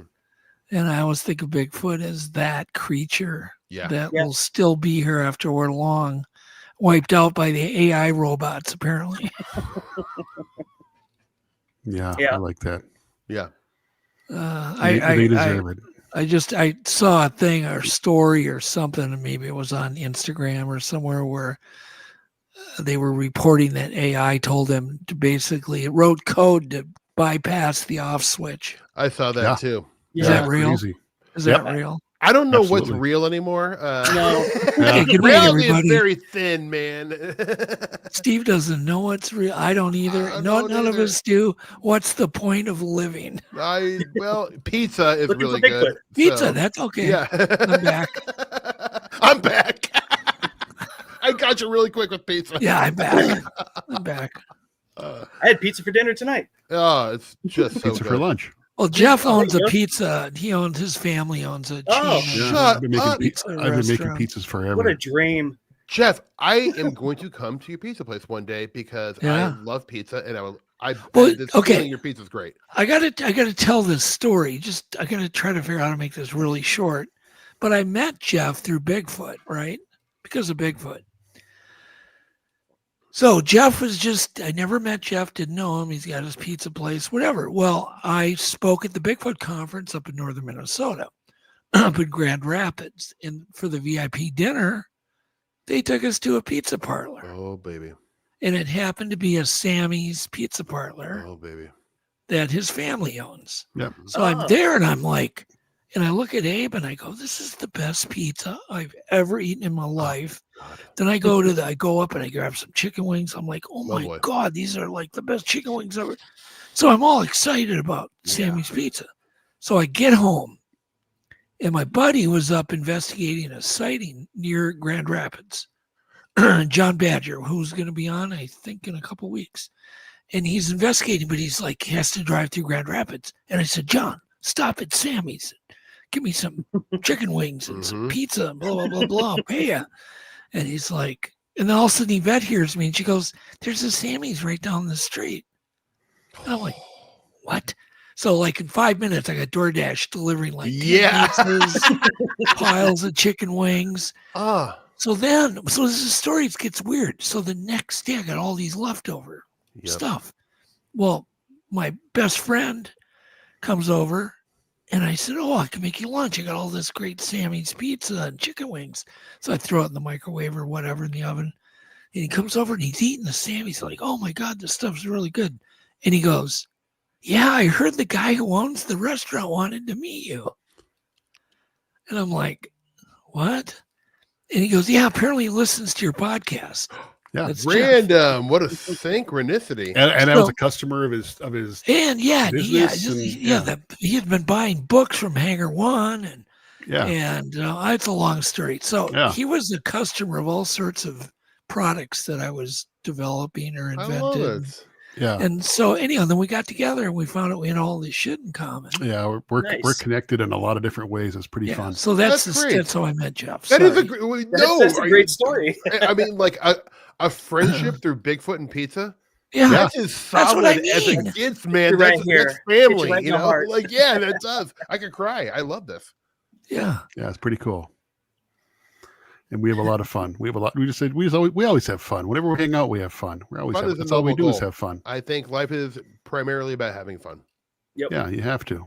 Well, it's just kind of weird how Bigfoot brought us together through pizza and chicken wings. Yeah, it's a beautiful thing. A beautiful story. A beautiful thing. It really is. That's the dream friendship formation.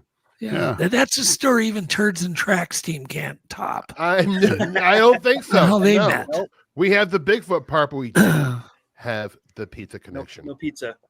Yeah, well, good. Yeah, I never thought I'd be on a podcast, and here I am. Pretty crazy. Yeah. Life takes some turns, man. Okay, so a guy writes, Flat Rockland writes, pizza, Bigfoot, and pizza, turds, and tracks. Yeah. It all goes together. It checks out. I mean, like, it really does. Yeah. Oh my God. Anyhow, so what's the weirdest thing, Morgan, that's ever happened to you in life? You know, like the one thing that you can't explain or heard or saw. We've got quite a few weird stories. Well, just tell me No. The weirdest thing. I didn't say tell me all of them. No. The weirdest thing. One. The weirdest thing. Me and my wife were in a cabin in Idlewild, California. Beautiful area. I haven't told many people this story. Oh, cool. We had gone out for breakfast. It was probably about 11:30, noonish. We had come back to the cabin. Yeah. And we've stayed at this cabin multiple times. In fact, this is where we caught some pretty interesting audio. But so we come back, we're hanging out, we're having some beers. We go out. There's a big deck that overlooks an area that faces another foothill, another mountain, and down below is it's a creek called Strawberry Creek. So we're out there hanging out and we're talking, and all of a sudden, I can't remember if it was her or I, it was like we looked over to our left and we were like, what's that? And coming through the tree line, and after a few years of looking at topo maps and pictures that we had taken, it was about 60 to 100 feet off the ground. And if you took a quarter and held it out at arm's length, there was it's about that size. It was this ball kind of illuminated, but not bright. It almost looked iridescent, like a soap bubble, but denser, but you can still see through it. Okay. And it just slowly traveled across over the creek, not going up, not going down, very slowly, just cruising from left to right. And as it went, it would slowly avoid tree after tree after tree. And we just watched it. And I'm like, we're sitting there kind of like, what the F is that? You know, we're like, what is that? But we weren't freaking out or getting excited, which was a really weird part because, you know, it was too big to be a balloon, and it wasn't floating away. It wasn't going up, and it was actually going against the wind. And I run inside, grab my phone, come out to take a photo, and I get my camera on my phone, and as I hold it up, it's not coming up on the camera. But when I pull it away, I can see it directly with my eyes. Okay. And as I pull it up, it disappears. And so I just dropped the camera and we just watched it float until it was out of view. And we both just looked at each other and were like, I guess that just happened. Wow. You know? Well, And then we had a weird afternoon. Like we went in and we were kind of sleepy and just didn't really make a big fuss about it. We were like, that was weird. But we weren't like, what was that? Right. But she does digital art, and she made a really nice rendition of what it looked like. And it, like I said, it was, if you took a quarter and held it out arm's length, that's how big it was to us. And it was just this, it looked like a giant soap bubble. And how big exactly? I would say at that length, at the distance it was up, it would have had to have been anywhere 30 to 50 feet in diameter. Ooh, that's big. Oh, see, I had the impression it was small. Okay. But to us, it looked smaller, but that's how far away we were from the creek, because we were actually elevated above it. Jeez, Up you're on the lucky hill. that We thing went didn't down. like You know, engulf the you. cabin was up here, and we were overlooking the creek. Jeez. And it was dead, like middle of the tree, the forest line. And as it just went through, it didn't go up and bob. The wind was blowing against it. And it would just, as a tree was coming up, it would just go either side of it. And it wasn't moving fast. It was just like slowly meandering over the creek. And we were just like, what the hell was that? Gosh, that is really a crazy one. And Steve, let me guess, your one experience was with some kind of ghost thing? No, it's a bit tough to categorize. This is kind of like a story I just started. This happened to me like 4 years ago, and I kind of just started talking about like this year because I was like, I don't even know how to talk about it because it's so weird. But I was in Crestone, Colorado, and I was at this event, and I'm gonna really like cut to the chase and trim the fat off the story and get to the good stuff. But a gentleman and I are walking back to this cabin we're staying at, and there's these adjoining cabins. And as we're coming around, walking up to our cabin, and it's like 11:30 at night, Crestone, Colorado, which is almost zero population. There's like not even a post office or a police station there. It's teeny tiny, right in the Four Corners area, and it does have a long history of really weird stuff going way, way, way back. And as we're rounding the corner, we see what looks like, I can't tell if it was a solid or a shadow cast upon this wall, but it looked like something that was made of all rectangles and like dancing, and just for a second, and then it like went off and we couldn't see it. And the guy who was with me like slammed his arm across. Okay, we got to back the truck up, Steve. Yeah. Okay, you're seeing a shadow. I don't know if it was a shadow. It was like, it's one of those things that happens so fast. But it was black. Dark humanoid-ish. Yeah. Okay. But where does the squares come in? So, Doug, here's the odd thing. It's like, it looked like it was a thing that was like made of like rectangle blocks. Like it was nothing was smooth about this thing. And like, do you remember those old toys when you would pull the string and there was like a wooden guy, like a Pinocchio thing would dance? Yeah. Sure. From like the 50s and 60s. Like my dad had one and he gave me when I was a kid. That's the way it kind of moved. It was like almost like a weird dance. And then it went across and went behind the cabin. We couldn't see it. And the guy was slammed his arm against my chest like a mama stopping, at a stoplight. If like, you come to a hard stop in a car, and we stood there for this thing. He saw it too, which was great because otherwise I would have thought I was like, oh, you are hallucinating, whatever. But he, we stood there for like about 5 seconds, no word. Then I go, like really shaking. It freaked me out. I did not love it. Like it was so shocking. Not expecting to see that. And you're not drunk or high. I had 2 beers, but like, so but that's sober. Totally. For me, that is, so. Well, the fact you both saw it, you both saw this. We both saw it. Yeah. And he was totally. But how do you incorporate the squares with the humanoid shape? I'm confused. Well, that's something. It's very like it happened so fast. It felt like it was something that like had like 2 legs and like an upper body. But I mean, like again, it's something that is so.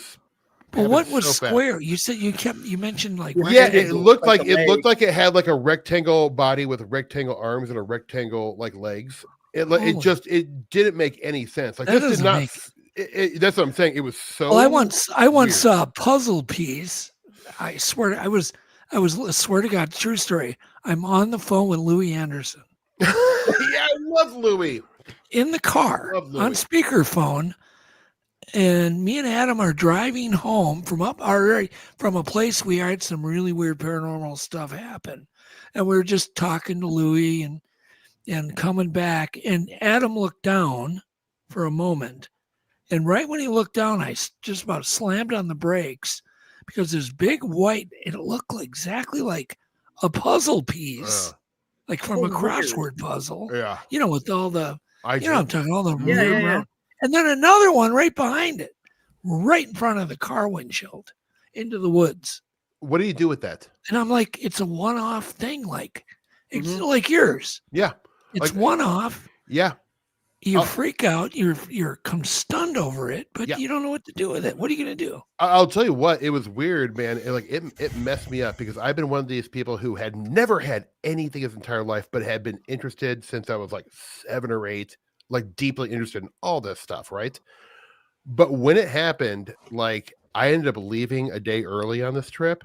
Jeez. I went home, and for 9 hours of my road trip back home, I didn't listen to the radio, music, or anything. I was like, I'm gonna get home, I'm gonna throw all my UFO Bigfoot books away, I'm done. I got what I asked for, and I did not like it, and now I don't know what to do with this. And I feel like that's jarring. It didn't feel very like positive. Not that it was evil or anything. I just scared me so much, like well, okay, well, let's talk about that for a minute. So you what do you do with it? It isn't like you can go to some other guy that had the same exact experience. Yeah. Just the guy that was with you. Thank God he saw it. Yeah, but he didn't want to talk about it. Yeah. Like he is unwilling to talk about it completely. Ooh. I mean, he acknowledges that he saw it and it happened, but he's like, man, I don't. It's like, it's like spiritually it bothered him. So he's like, if you don't mind, I'd rather not talk about my respect, man. Fair enough. I get it. Like it scared me too.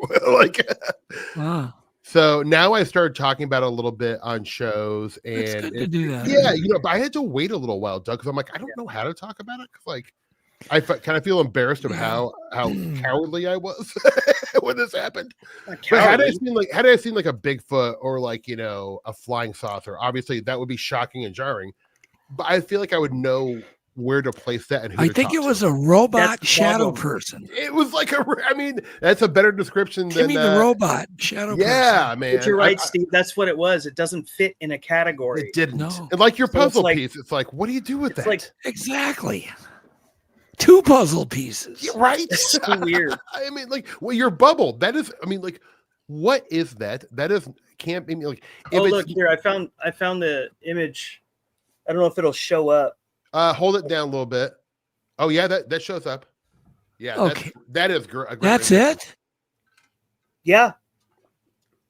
Oh my. Well, that's my wife artist rendering. Yeah. Okay. Because like I said, when we tried to take pictures of it, it did not show up on the camera.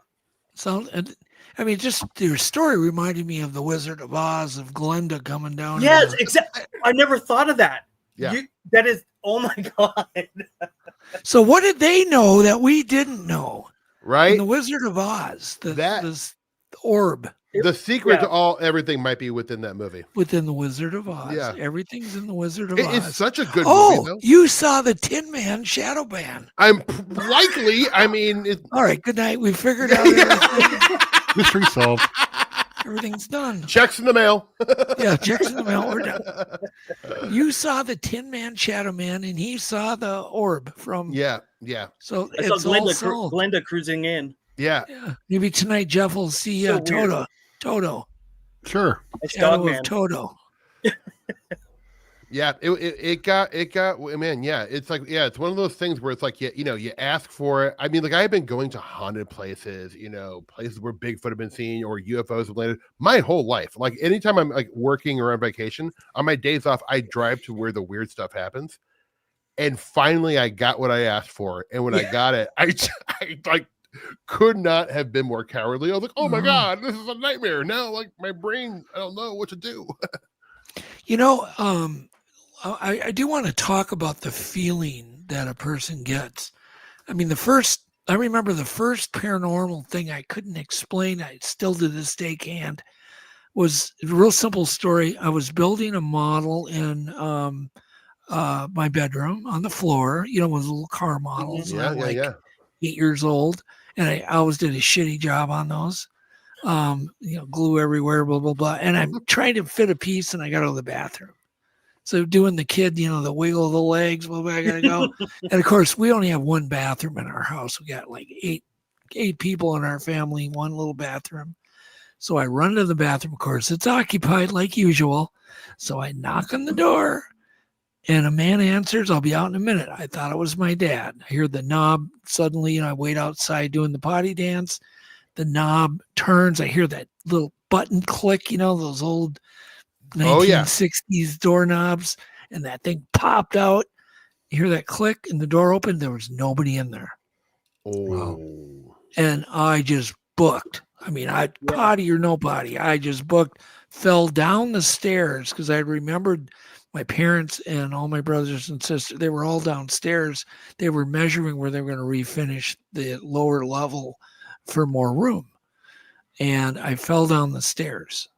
That was my first, oh my God, paranormal experience that was very, it didn't just happen in a second. It was stretched out over it was. The answering me and the doorknob, waiting and the doorknob clicking and the door opening by itself. Oh, geez. Yikes. That's a good one. Yeah, that's going to startle you.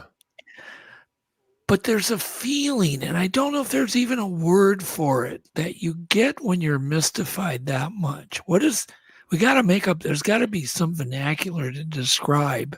I like the feeling of being so puzzled. Yeah, it's like, to me, it's like ontological discombobulation. Ontological, Jeff, write that down. That's not my term. Discombobulation. There's a Fortean folklorist named Paul Devereux in England, and he came up with that term, and I think it fits perfectly. Where it's like your whole world paradigm is just flipped, and you're like, I don't know what to think anymore. I saw something that absolutely should not have been there, and what are you gonna do? But here's what happens. And then it'll go away. Your ontological discombobulation leaves. Yeah, it does. You kind of try to get your life back together because nothing's happened. It's been 10 years and everything's sane again. Mm-hmm. And you're just like, whatever, you just don't think about it anymore. And then something happens again. And you're right back in ontological what's the word? Ontological discombobulation. I'm not even going to try to say it. Because my experiences always happen many years apart. They're not like, every day it doesn't happen. Yeah. Then I would just think I was insane and commit myself. Right. But but when you can go 10 years, 15 years and nothing, everything's just normal. Yeah. Well, I mean, like it isn't. Well, after a while, like I came home and I was like very shocked. I luckily had the foresight to one of my best friends who's a writer. I was like, "Hey, can we hop on a Zoom call? And I want to tell you this story that happened to me. And do you mind transcribing it for me? Because I just wanted to not write it. Nice. I wanted to just tell somebody."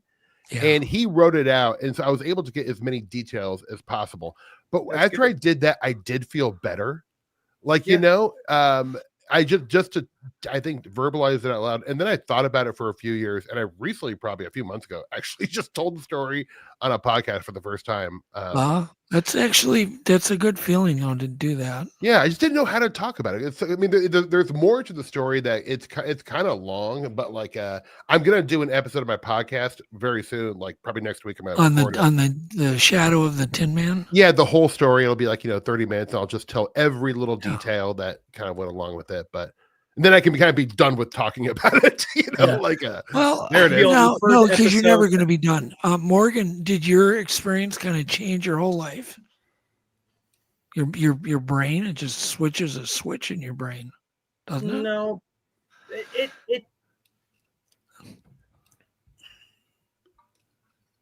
it made me kind of think more about like there's other things that we don't see, and like it's kind of weird. I mean, it did open up. It's hard to explain. It does open your brain up, doesn't it? Just agree with me, Morgan. Just agree with me. Yeah, it does. But I've never been. I always stayed away from the UFO stuff. Yeah. In my 20s and 30s, but like right before that incident, I started getting really deep into it because it kind of all died down for me with the UFO stuff, where I felt it was safe for me to get into it, because when I started getting into it back in the 90s, it wasn't a healthy place to be for some people.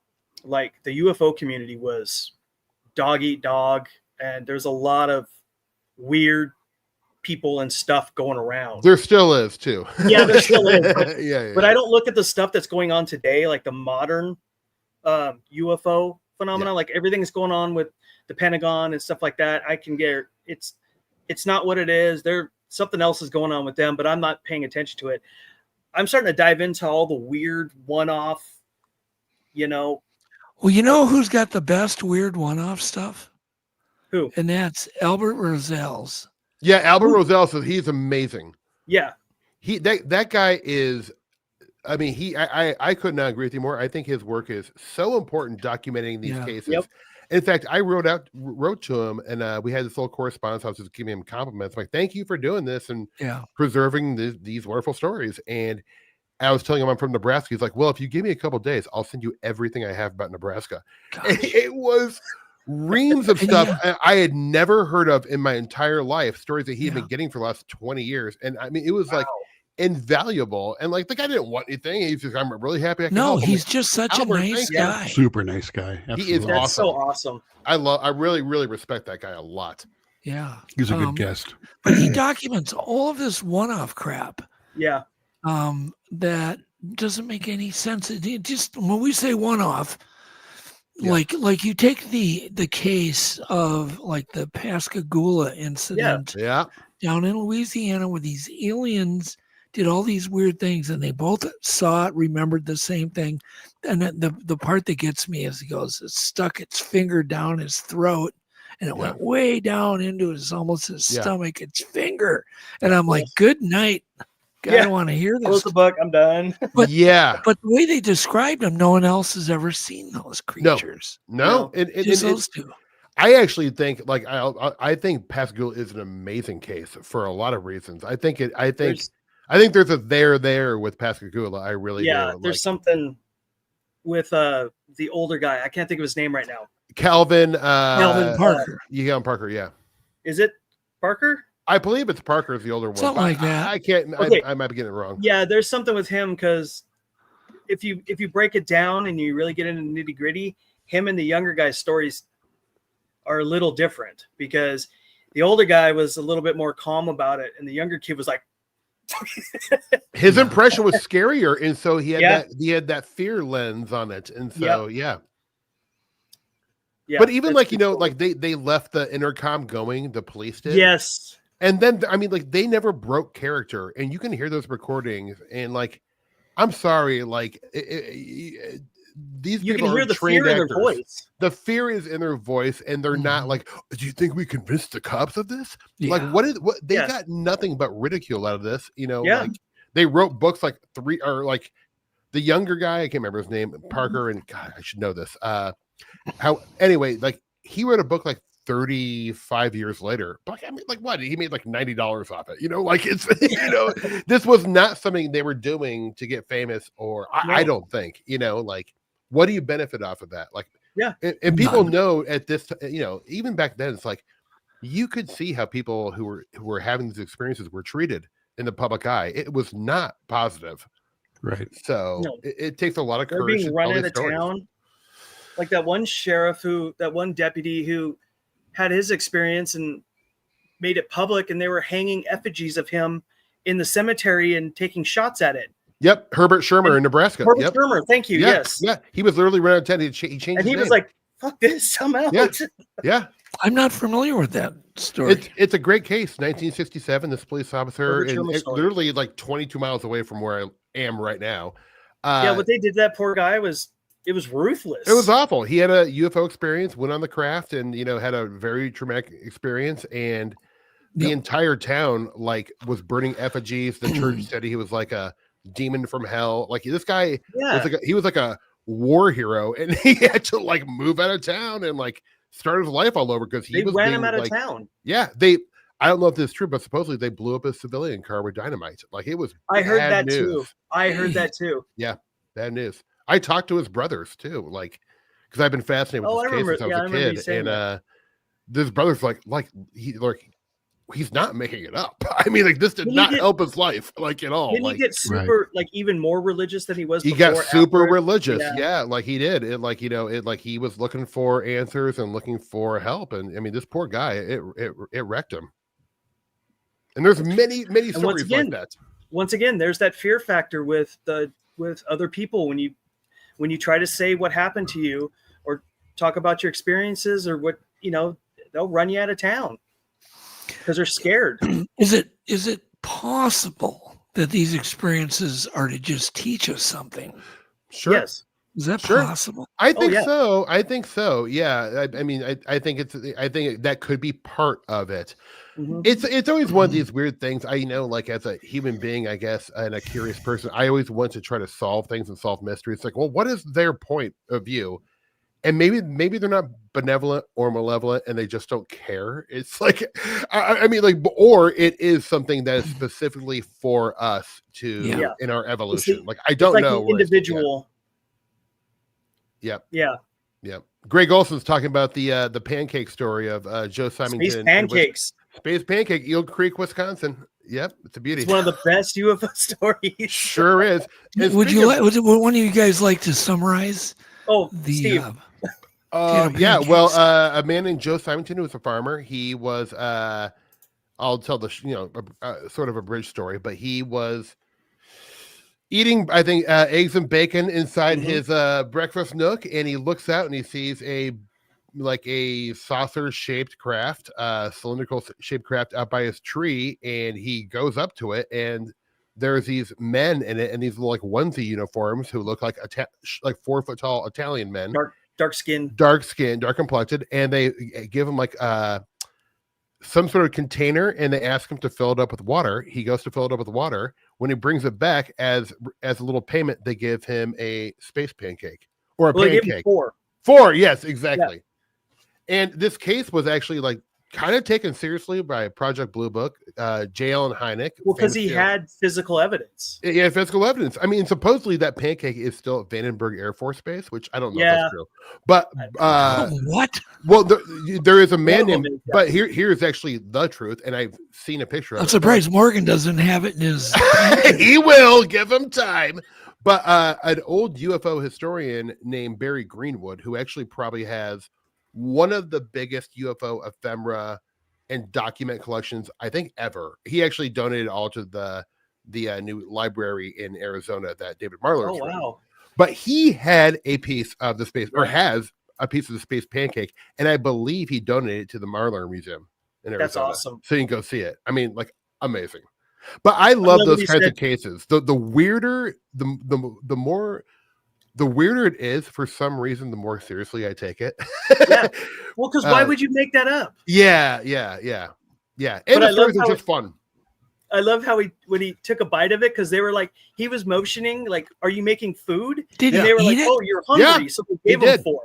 So he eats it, like they're telling him to eat it, so he eats it, and he's chewing on it, and he like later on they're like, well, what did it taste like? Because it tastes like cardboard. He goes, no wonder they're so small. Yeah, exactly. Oh, It's really fun. And there's another guy who he said like years later, the last time anyone that I know spoke to him publicly, he said, supposedly the rumor was that he had other experiences after that. Oh, there it is. There it is. But he said he would never tell people again if he could do it over again, because all it did was there was a ridicule in the small town. It made his life much harder, and he very much regretted coming forward. So, geez, that pancake doesn't look good. It doesn't look good, man. It doesn't look good. And they actually did a test on it, and it was made of buckwheat and something else, I think. Yeah. Well, and then Jacques Vallée was saying that there was no salt present, but I guess there actually was traces of salt. Okay. Like, I don't know if that's true, but that's what is being said now. Well, Vallée loves the case. I mean, like, he thinks there's something to it. Well, he like thought they were fey. Yeah, he thinks they're yeah. That's why there was no salt. Absolutely. Wonderful. Well, how many books have you read on the paranormal, Steve? A lot. I don't Morgan, know. you don't have to answer this. We know you've read everything. Morgan's read more than me. I don't even bother. I've probably, honestly, like, I've read probably like more than anything UFO books for sure. UFO books. Yeah, I'm in the history of UFOs and just like that's my first love. It was my gateway. I know, but why? Well, is there something you're not telling us? No, I mean, Steve? Not to my knowledge. Steve. You never know. But is there something you're not sharing? I think, honestly, like, I'm a deep appreciator of the arts, and I find the aesthetics and the ephemera of UFOs and ufology very pleasing. And I like to look at it. I think it's like, like, I find like UFO pictures, even if they're hoaxed, like the old hoaxed Adamski ones, or even like the Billy Meyer pictures. Billy Meyer clearly. Stuff. What do you think of? Let's talk about Billy Meyer first. I think it's a hoax, you know. I know, but how did he pull it off? I don't know exactly how he pulled it off. And then now here's what I will say about Billy Meyer. Like, and this is me being maybe a little too gracious, but I feel like maybe he had an experience to begin with. Yeah. And he wanted to prove to people that what he experienced was real, and so he hoaxed this stuff. I think that could be possible. Well, I mean, but I don't have any evidence. Do you ever wonder though, what if it's not hoaxed? Yeah. I mean, I would love it, because I find the Billy Meyer pictures, hoaxed or not, to be absolutely breathtakingly beautiful. I think he's an amazing artist. Like, he's a great photographer. Like, they used one of Billy Meyer's photographs for the I Want to Believe, of course, for the X-Files. They ended up having to change it after season 1 because somebody realized it and it was copyrighted. Yeah. No, his photography is. Can you find a close-up one, Jeff? He's got them. They're definitely out there. Yeah. I'll find a better one here. Find a close-up of one of his. I mean, like, look, I want the Billy Meyer stuff to be real more than anyone you'll ever meet. But that's what that poster was about. Was I want to believe? I want to believe in this. Yeah, exactly.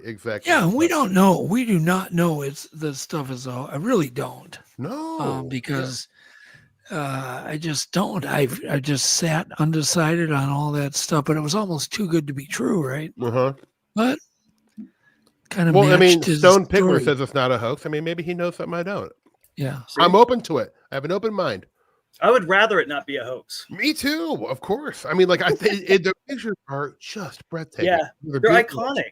Absolutely iconic. That's what gets people excited, is the visual. That is the kind of UFO. If I could dream of seeing a UFO, Doug and Jeff and Morgan, it would be a Billy Meyer UFO, like in a cornfield. I think that'd be like a standard saucer. Yes, give me like a 1950s or early 60s saucer. I miss it. Why don't? I'm so sick of TikTok. There it is, right there. I love that one. Well, I mean, that's cool to look at. That's a hubcap from a 300 Chrysler. Yeah. Has it been proven to be a 300? No, I just made that up. Oh, okay. I mean, to me, that looks like somebody with a high enough rate on their camera threw a hubcap or something And the size looks really small compared to the tree. Well, I heard a story.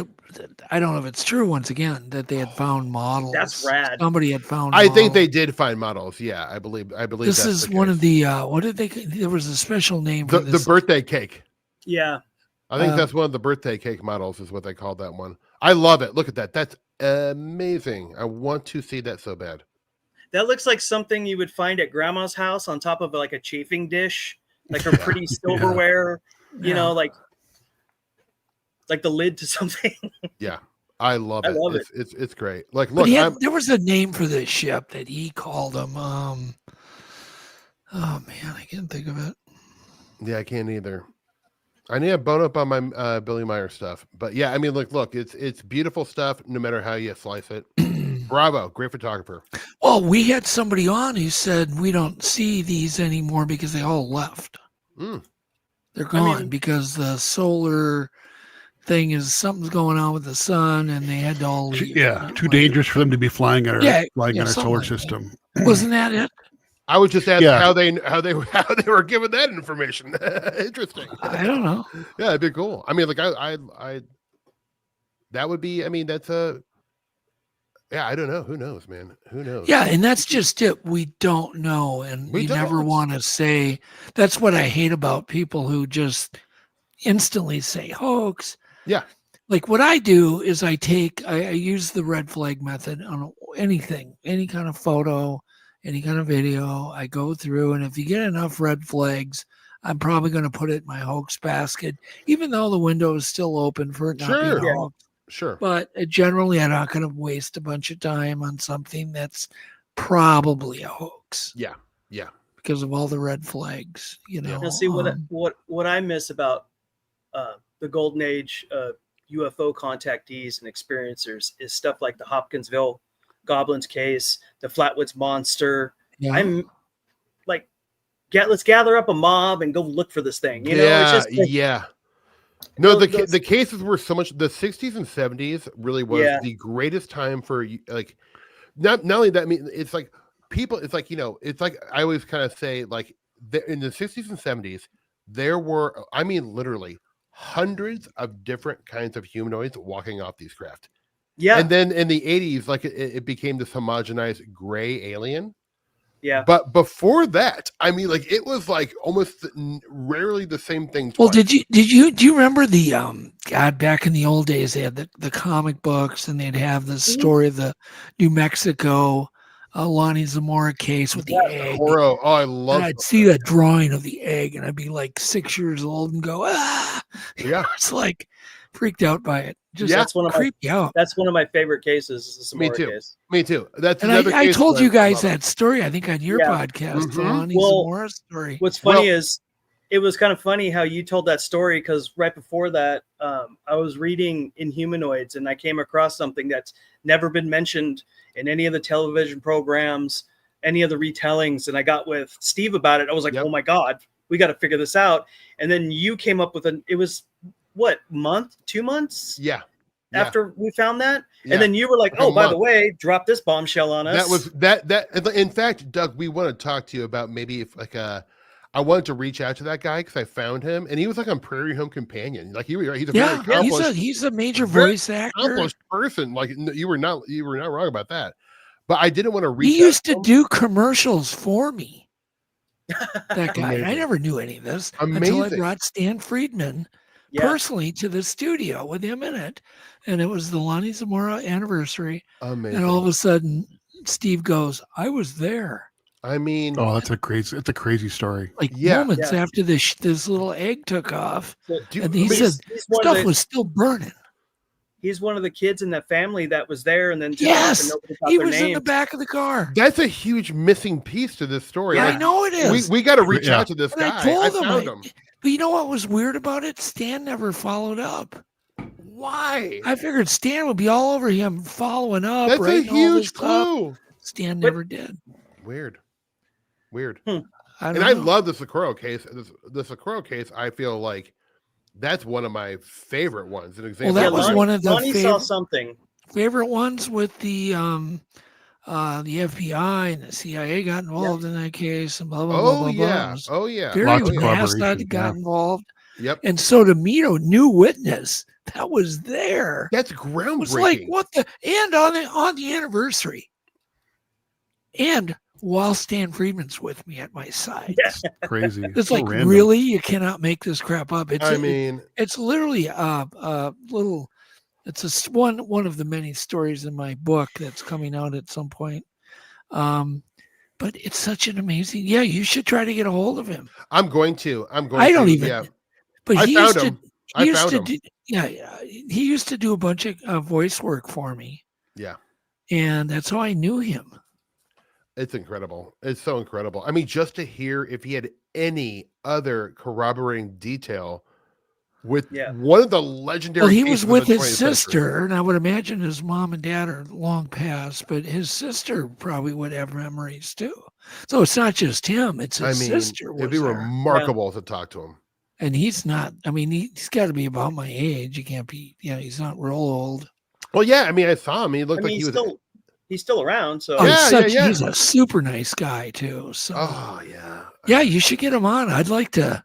Yeah, I would. If you ever find him, like you can get him on your show. Yeah, I would love to just come in and surprise. Yeah, him. I would. I mean, I would love that. See if he remembers me, and I'm sure he does. I would. Me and Stan coming into the studio. I'm going to hold you to that. Well, then it was so weird that same night.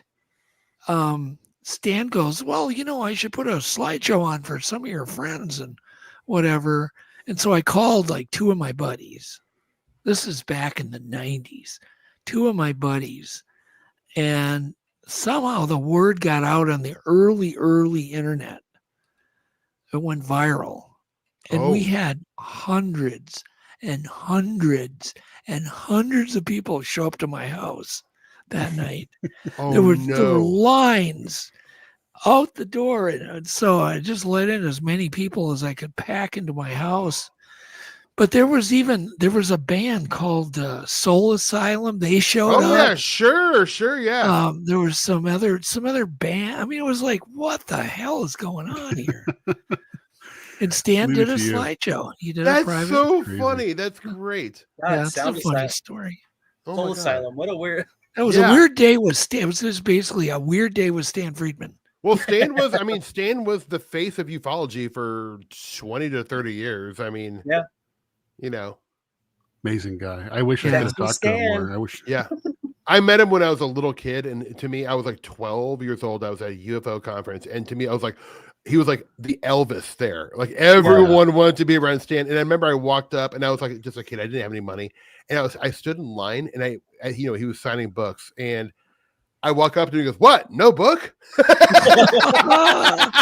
I thought it was so funny, and I felt super impressed. Like, I'm sorry, I just want to shake your hand. And he was nice, and they shook my hand. But like, that's funny. That's funny. Me too. I met him very briefly at a convention, Dragon Con down in Atlanta. He was a presenter, and it was amazing.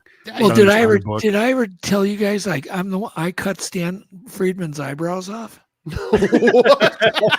Doug, this checks out. I mean, very on brand. It was a joke. Okay, I got witnesses too, because this camera guy called me up here last summer, and he goes, "Remember that night you cut Stan Friedman's eyebrows off?" And he was laughing. So it was a joke. I was getting ready to do an interview. I said, "Stan, I should probably trim you up a little bit here." And he's like, "Oh, okay." So I did the full. Right off, I just cut his eyebrow off, and then I did the other side, and he was like horrified.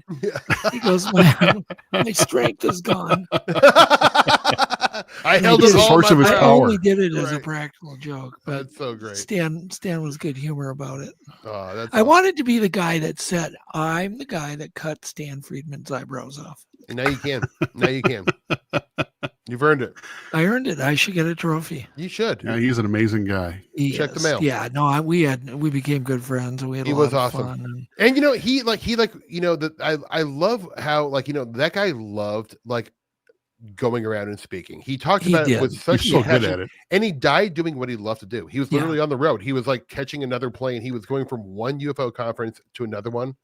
And gently passed away, but I'm like, the guy was a grinder. He did what he loved and never stopped. Well, the other thing is he was so humble. He never thought big of himself. Anybody could call him. He would call you back. Yeah. Mm-hmm. He didn't blow anybody off. Everybody was important to him. He was just, he was a just model, brilliant. a model of being a nice guy. Yeah, he was a nuclear physicist. I mean, the guy with giant brain. I mean, just a brilliant guy. Sure was. Well, how many people even do you write, Steve, and they don't write you back? I mean, they all write me back. Oh, no, no. Yeah, sure. Yeah, I get blown off all the time. It's fine. Yeah, but it hurts. It's just kind of like, well, gee, you could have just said I'm not interested. Yeah, exactly. Like, can't do it. Like, yeah, it does. You know, here's my agent's number, whatever. But you just don't hear anything. You get a thick skin in the entertainment business. It's a lot of the last 21 years of my life has been constant rejection. Just all the time. Oh, yeah, right. You've been in what? How many movies? I don't know. I mean, a decent number, you know. But like, you know, it's like you people talk about the ones you get, not the hundreds you don't. And those are the ones. I mean, like, you know, I'm old enough now to where I like appreciate and very grateful for the career I've had. Truly, like I wasn't always, but like, you know, when you're younger and stuff, all you do is obsess about the stuff you don't get. And now I'm just like, man, I'm just lucky I got to do it. You know, I got to do it every once in a while. So. Yeah. And Morgan's just going, what the hell are you guys talking about? We're turds and tracks. Very entertaining. Turds and tracks. Turds and tracks, baby. Tracks. I think it's tracks and turds. Yeah, well. Tracks and turds. It's interchangeable. It'll work. Or turd tracks. Why not? The pinnacle of Steve's career. Hell yes, it is. So, tell me about Skinwalker Ranch. Tell the audience about Skinwalker Ranch.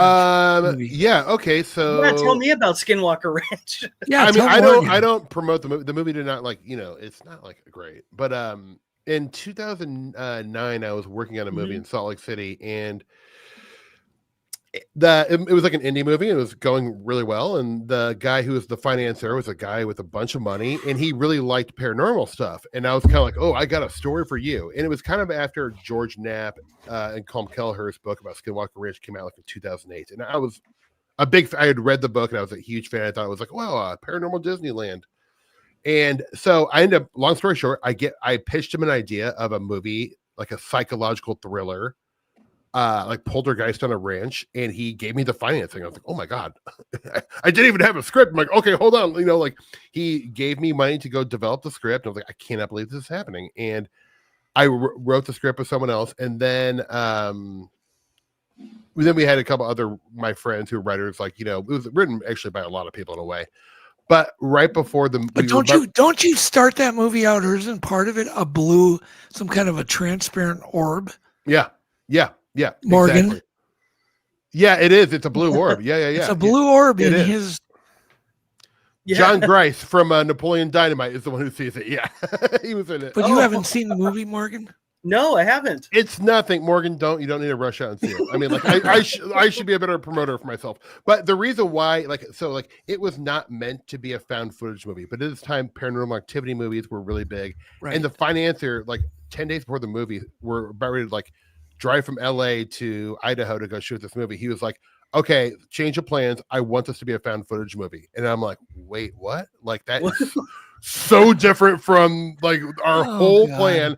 Like we didn't even hire a cinematographer who knows how to do that, like all the stuff. And he's like, well, that's just how it's going to be, or give the development money back. I'm like, oh, buddy, I spent that a long time ago and I don't have it anymore. So basically I was like contractually obligated to make that movie. So the movie is like, it's not bad. Like, I mean, I think I haven't seen it for so long, but it's probably a fun little movie.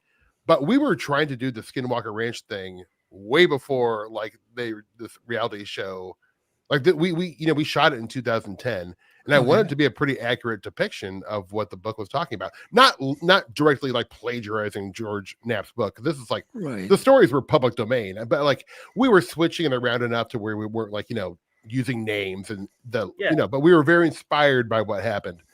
But because it was forced to be a found footage movie, it kind of turned into a mess. And like it even changed. Like I'm, as an actor, that's not like something I was like I wanted to do, or as a co-director, it's definitely not what I wanted to do. I haven't seen the movie. You're in the movie. I'm in the movie. I co-directed it. I wrote it, like kind of the whole thing. But like it was like it just, it's one of those things where it's like, man, if I just would be able to do, well, you know how it is. Like in the entertainment business, like you sell an idea, you're so happy, you celebrate, you go to shoot it, and then you're working with a bunch of execs who are literally going to tell you the movie to make. And if you don't make the movie you want to make, they're going to fire you and find someone who does. Yeah. It's a problem. So like, unless it's totally independent, you're working. It's a movie made by committee.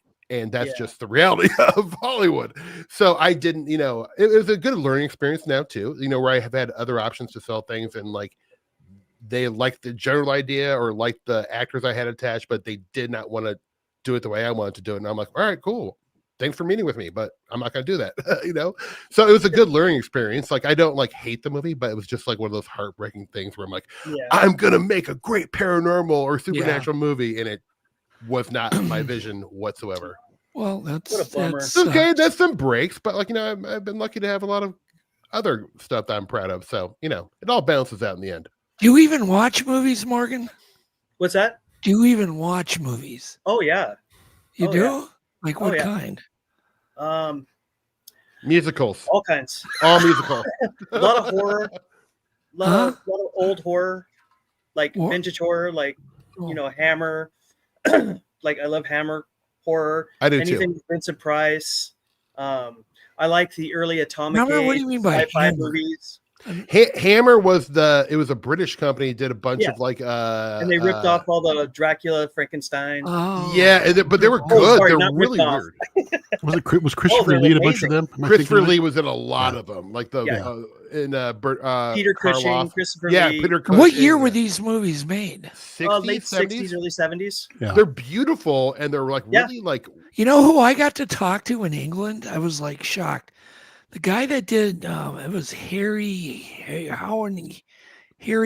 and Harry. The guy that did like all these old Sinbad movies. Early animation. Yeah. I love those, man. The Blue Rose movie and all these weird Cyclops movies. Clash of the Titans.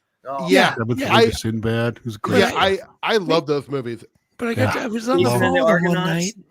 And I realized he had done all my favorite movies when I was a kid. That's so cool. Fun. I mean, and think about the ingenuity of what they were doing. They were using like inventing ways to do that by using rear projection models and stop motion. I'm like, it's the manpower and the time it took to do like a 10-second scene in one of those movies would blow people's minds. I mean, like it's staggering. Yeah, and like a couple such minutes, artistry. Like 14 hours. It is. It's such craftsmanship. I mean, like it really is. Like people look at it and laugh about it now, and like I don't. I think it's beautiful art. Like it's better than CGI to me. Like Oh yeah.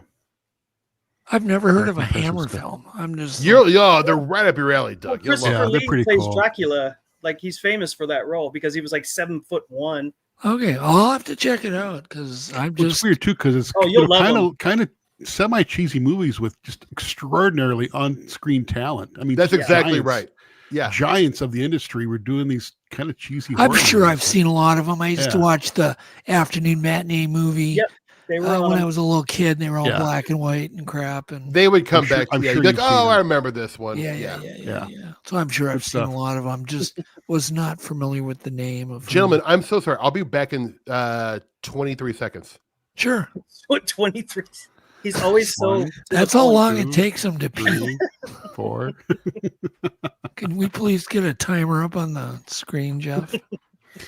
Right, I'm watching. Oh my God. We'll wrap this up fairly. Yeah, we're at about 2:20. But if you guys have any questions in chat for Steve or Morgan, throw them in now. Make them all caps, and we will make sure that they get asked. And no beard questions, please. So what do you have behind you there? Are those animals that you collected, or what do we got there? So this one right here is an African springbok. Cool. That's a California bighorn sheep. Go full screen, Jeff, so we can see it. There we go. That was found. It wasn't hunted. The deer head was a mount from my grandfather. That's a pronghorn, like antelope. Yep, pronghorn. Yep. And then my little Flatwoods monster lantern. Cool. Are you a hunter? Nothing like a Flatwoods monster. In fact, we're giving that away tonight for the first person who can answer this trivia question. Morgan will send Not you mine. the Flatwoods Monster Lamp. No, I'm joking. But yeah, Can we I'm see not that? Go get it. Go get it. I Yeah. want to see it.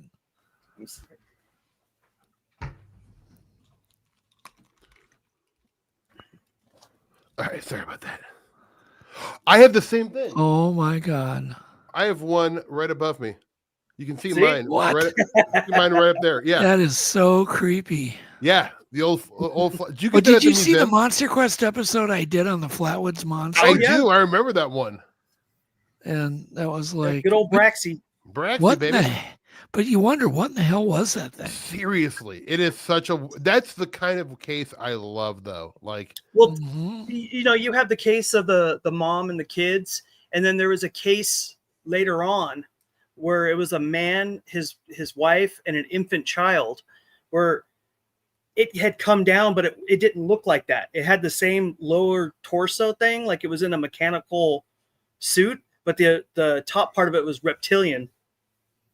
Looked like a big lizard sticking out of it. I believe it was the night after or that same night. That's so cool. And then what was that monster that like gassed people? The bad gasser. Yeah, that's the Flatwood Braxy or the Flatwoods Monster, whatever you want to call it. Yeah, that was in Illinois or some. West Virginia. It was about an hour away from the Mothman was Point Pleasant. Nice. But didn't it like stick its finger at people and gas them? Yeah, it opened up some compartment, it did gas people. Oh, nice. Well, didn't the Flatwoods Monster gas? Doug loves the whole sticking the finger in people's mouth. Yeah. Didn't the Flatwoods Monster gas people too? Creepy. Yeah. No, they do. It seems like that. It seems like a common motif with these gas monsters. Yeah. I'll tell you what. I mean, like it's pretty. Also, it's all. I mean, like there's something like.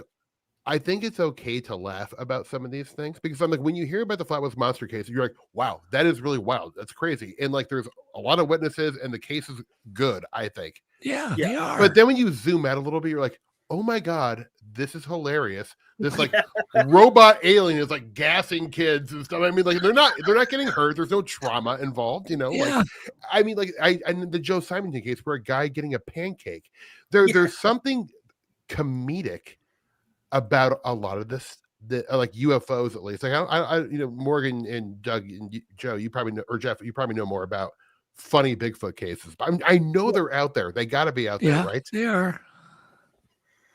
There's ones I've heard some privately, where people have told me them privately. Yeah, and they don't want me to mention them because they're like, somebody might hear it and know who it is. Mm-hmm. And I'm like, there's no chance that would ever happen. No, I don't care. Don't tell anybody. And I've kept my word. And fair enough. You have to. I don't tell people, but there's some really weird ones out there that you don't want to know. Yeah. There is though. There's a funny Bigfoot encounter that actually happened out here in California in a little mining town called Julian, California. It's actually 25 minutes from my house, this little town, and they're famous for their apple pies, right? Ooh. And it's like an old West town. It hasn't changed since the 1800s. They don't even have power lines or phone lines. They took those down in like the late 90s and it ran them all underground. So there's no distraction. So it looks like an old West town, like an old mining town still. But there's the Julian Pie Company that's really famous, especially out here. I don't know anywhere else. But I believe it was like 95 or 96. There had been a couple reports of a Bigfoot type creature coming into town, and people were getting glimpses early in the morning. Well, at the original bakery for the pie company, they had it was like an enclosed area where all the batches of pies would go into, and it was like chicken wire and stuff, so animals couldn't get to it, but the pies can cool in the open air. And apparently a Bigfoot broke into it and was stealing pies from it. Oh, that is, I love that. I don't know if it's true, but it's lore out there, and it's great. It doesn't even matter to me. I love the story, and that's what matters. The story is beautiful. Yeah, we have a lot of very interesting cases out here in Southern California. You know, we have the Borrego Sandman. We have the there's another sighting. They call it still the Borrego Sandman, but it's out in Warner Springs. There's a place called Dead Man's Hole where two guys that were out there encountered one of these things, and later on they were found bludgeons to death, like they were beat against the rocks. So they ended up calling it Dead Man's Hole. It's an actual spring. That's why it's called Warner Springs. Also, there was up on Palomar Mountain. They used to have some campgrounds up there that were kind of left over from when Adamski was up there with his UFO group, but he had like a burger stand and then like managed a campground that was up there. But there was a Sasquatch that would come down and mess with the campers. God, that's great. Anytime they were up too late or whatever, like a few hours after they went to bed, something would come and start throwing rocks and pushing down the tops of the tents. People would hear them running through and like knocking stuff over and playing with their camping utensils and stuff they left out. So it's pretty funny. Oh, it's great. I mean, we've seen apes joking around and having fun and laughing and stuff. I mean, Totally. why wouldn't Bigfoot? I mean, totally makes sense that Bigfoot Yeah, it's like has a sense of humor. I was talking about the Sierra Sounds at that camp they were at when they first started encountering the Sasquatch coming in and kind of feeling out what these guys were doing there. They had a camp toilet set up, and they literally brought a toilet seat from a toilet, and they had it up on a latrine, like a bucket thing that they would do their business on. And the things would come up and flip the lid up and down constantly, like bong, bong, bong, making the noise. And they actually have that in the Sierra Sounds too, where it's making that slapping sound because they didn't know what it was. I love the Sierra Sounds. Yeah. Well, and it seems like bathroom humor kind of transcends a lot of species too. There's a lot of animals that appreciate bathroom humor. There's some things that are universal amongst all living things, right? Yeah. It's always going to make you giggle. Yeah. Fart jokes are always funny. Flatulence are just funny. I'm sorry. They're always going to be. I just saw a video of one Bigfoot elephant definitely likes to laughing throw about that. rocks while you're peeing. Yeah. I mean, Bigfoot Because you're peeing in his house. So much of Bigfoot feels like such a trickster in like kind of like a goofy buddy, like where it's like it like messes. I think a lot of times it seems like it's messing with people and like having fun, like stealing your snacks from the campfire, throwing rocks, like you said. We knock on wood, it knocks back. It's like, oh my god, let's mess with these humans. Like give them a little bit of a night, like it's. I love it. I love it. I love it. All right, somebody's got a question. Stephen Morgan, where would your ultimate Bigfoot expedition be? All expenses paid. Where would you go? Oh, is there a personal chef with us? Like could be. All expenses paid. I mean, it's not all expenses paid. Sounds like we're gonna be glamping a little bit. I would have to say, kind of what we were talking about at the beginning, kind of like the wilds of northern Canada. I feel like something calls to me up there. I would like you kind of just like Jeff, how you described it at the beginning, where it's like you fly in. It's like there are no people around here. Nothing. It's like vast. I would love to go out there for a couple of weeks with some people who, knew the outdoors better than myself. I'm comfortable in the outdoors. I love camping and stuff like that. But I would really love to go make an honest effort to go try to get into some weirdness, Bigfoot, and maybe, I feel like there's other things that lurk in the forest that are very strange and unusual that we don't fully understand. So yeah, that would be my, for a Bigfoot hunt, all expenses paid. Okay. Northern Canada. I think so. It's never happening. Well, Doug, you said earlier you were taking me there. Well, maybe. Morgan, what's your dream expedition? Where does it go? Man, that's tough. There's so many good spots, but I think I would have to go with Area X, where the North American Wood Ape Conservatory has their good choice. Where they I thought you were going to give me two. Eastern Oklahoma, isn't it? Isn't that where Area X is? That sounds right. Yeah, I think so. Yeah, I think you're right about that. I would really. They have. I don't know how so much now. But a few years ago there was a lot of activity there. Yeah. And maybe I can talk them out of shooting one. Book that who wrote the book? I can't remember who wrote the book. It's a great book. Was it Matt? Which one? No, who wrote? There was somebody wrote one of the conservative guys wrote a book on Area X. I can't remember who it was. It was a great book. I don't remember. I can't remember though. Sorry, I can't remember. That's easy. I'm sure it'd be easy to find. That's like a book I need to read. Yeah, mine is David says the Nahanni Valley. That was always. My dream Where's trip that? to get into the Nahanni Valley area. Where's that? In Canada. Okay. It's way up in the Northwest Territories. Yeah, see, that's what I'm talking about. Yeah, that's the Headless Valley. Ooh, buddy. Yep. They keep finding people without heads up there. So. Are you serious? Yeah, that's why it's called the Headless Valley. Oh, I thought like it had some kind of mythology. Whatever Morgan says. Is it? Michael Mays is the author I'm looking for. Valley of the Apes. Yeah, there's some truth to it, I guess. Yeah, Valley of the the stories Apes. are these brothers were going up there to mining, and one of them stayed, and when they came back, they found him without a head, and then more people. I can't recall the whole story off the top of my head, but it was like that's where the lore and the name came from. Was people find a hard time keeping their head around there. Jeez, man. And we want to go here? Is that David Ellis from the Yeah. The one and only. Yeah. I actually talked to him through email, sending him some of my audio recordings. Yeah, Very that's nice. the one and only. Oh yeah. And your audio recordings, by the way, Morgan. Some of them are very interesting, and we should probably get them to David, but they're not loud enough to probably play in the podcast. Oh, that's I don't think anybody would hear I figured too well. StreamYard does a really bad job with the audio. I figured it's pretty far off because I set recorders up when we go out. Did David ever get back to you on those? Yeah, he got back to me about quite a bit. He actually pointed me in the direction of using Audacity for spectrograph analysis. Oh, okay. Oh, cool. Very and cool. David said, go there. Go to the Headless Valley. He's endorsing it. Yeah. See, there he is. He's like, I can fix any volume issues. Look at that. I like that can-do attitude. Yeah. David, you're okay, man. You're okay. He's a great guy. He's very talented at that stuff too. Oh, I love that.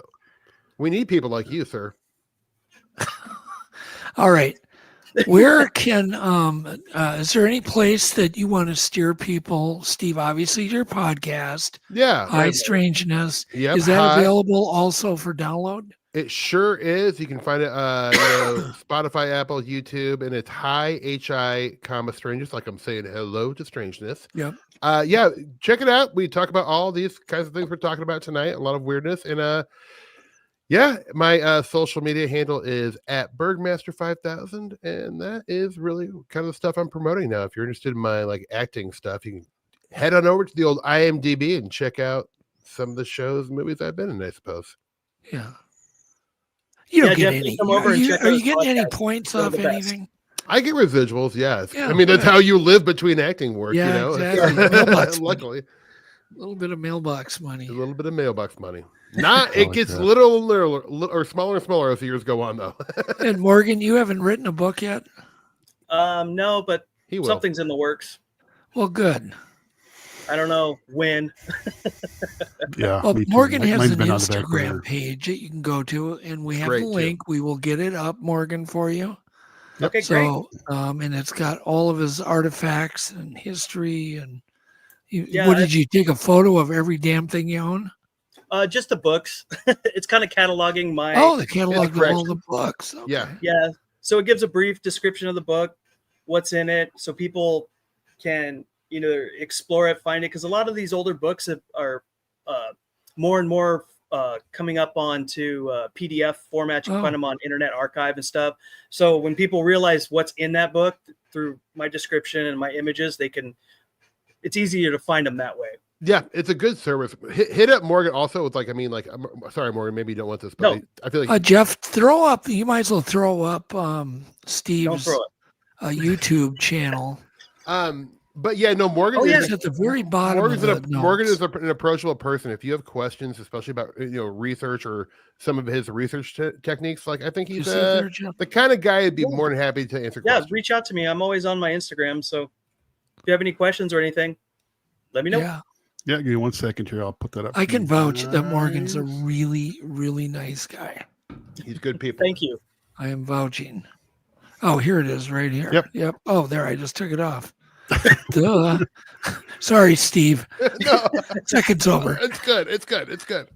So yeah, you definitely, and I will I'll do a little promotion of the episode you had me on. Oh, it people. So I mean, fun. The response was amazing. People love you, Doug. We did have a good conversation. We did. It was long too. Like we went. I mean, like it went a bunch of amazing directions, but it was great. It's also like I really like to get to know the person, and I felt like it was a great way to get to know you because you were such a cool, interesting, adventurous person who believes in fun. And I'm like, this guy's a kindred spirit. I like this guy, man. He's about adventure and fun, and like I feel like I'm the same. So it was a real honor and a pleasure. Yeah, you just don't know, Steve. I'll find out. We're in Northern Canada in the summer, dude. we invented a T-shirt and a new podcast. Yeah, I mean, we accomplished a lot tonight.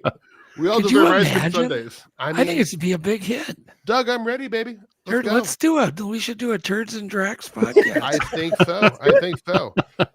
And it's very serious. Very serious. Deeply serious. Yeah. That's awesome. All right, guys. So I don't have anything other than to say goodnight. We really appreciate all the great comments. Thank you so much for coming on. Thank you, guys. Yeah. Please please share. It's very, very important you share us. Otherwise, YouTube ignores us all. Yeah. We all get ignored by YouTube. I don't know. So what they do is they take 100,000 of these paranormal type mystery podcasts. They pick 2 and they promote the hell out of them. Yeah. The other ones, we need you to share us. Yep. Or we're forgotten about. We need the community help. They see the tear in Steve's eye. It's a hard road. It's a hard road. He's an actor. I forgot. I can cry in command. Anyhow, good. Anyhow, it was a fun show. Thank you so much, Morgan. Thank you, guys. We'll get you guys back. Thank you, chat. Yeah, we love the Turds and Tracks, guys. Love it. Yeah, and your chat has great comments. There's a good vibe here. Y'all are the best. So I really appreciate being on. It was super fun. Super fun. Thank you. So, all right. And with that, we're going to say goodnight, and we'll see y'all later next week. Same time, same channel. Good night. See you guys later. Good night, everyone. Safe. Adios. Good night, Jeff. Thanks. I call you up in the middle of the night. Been bothered by dreams, ain't feeling alright. You give me comfort, say just give it some time. By the end of our talk, I'm feeling just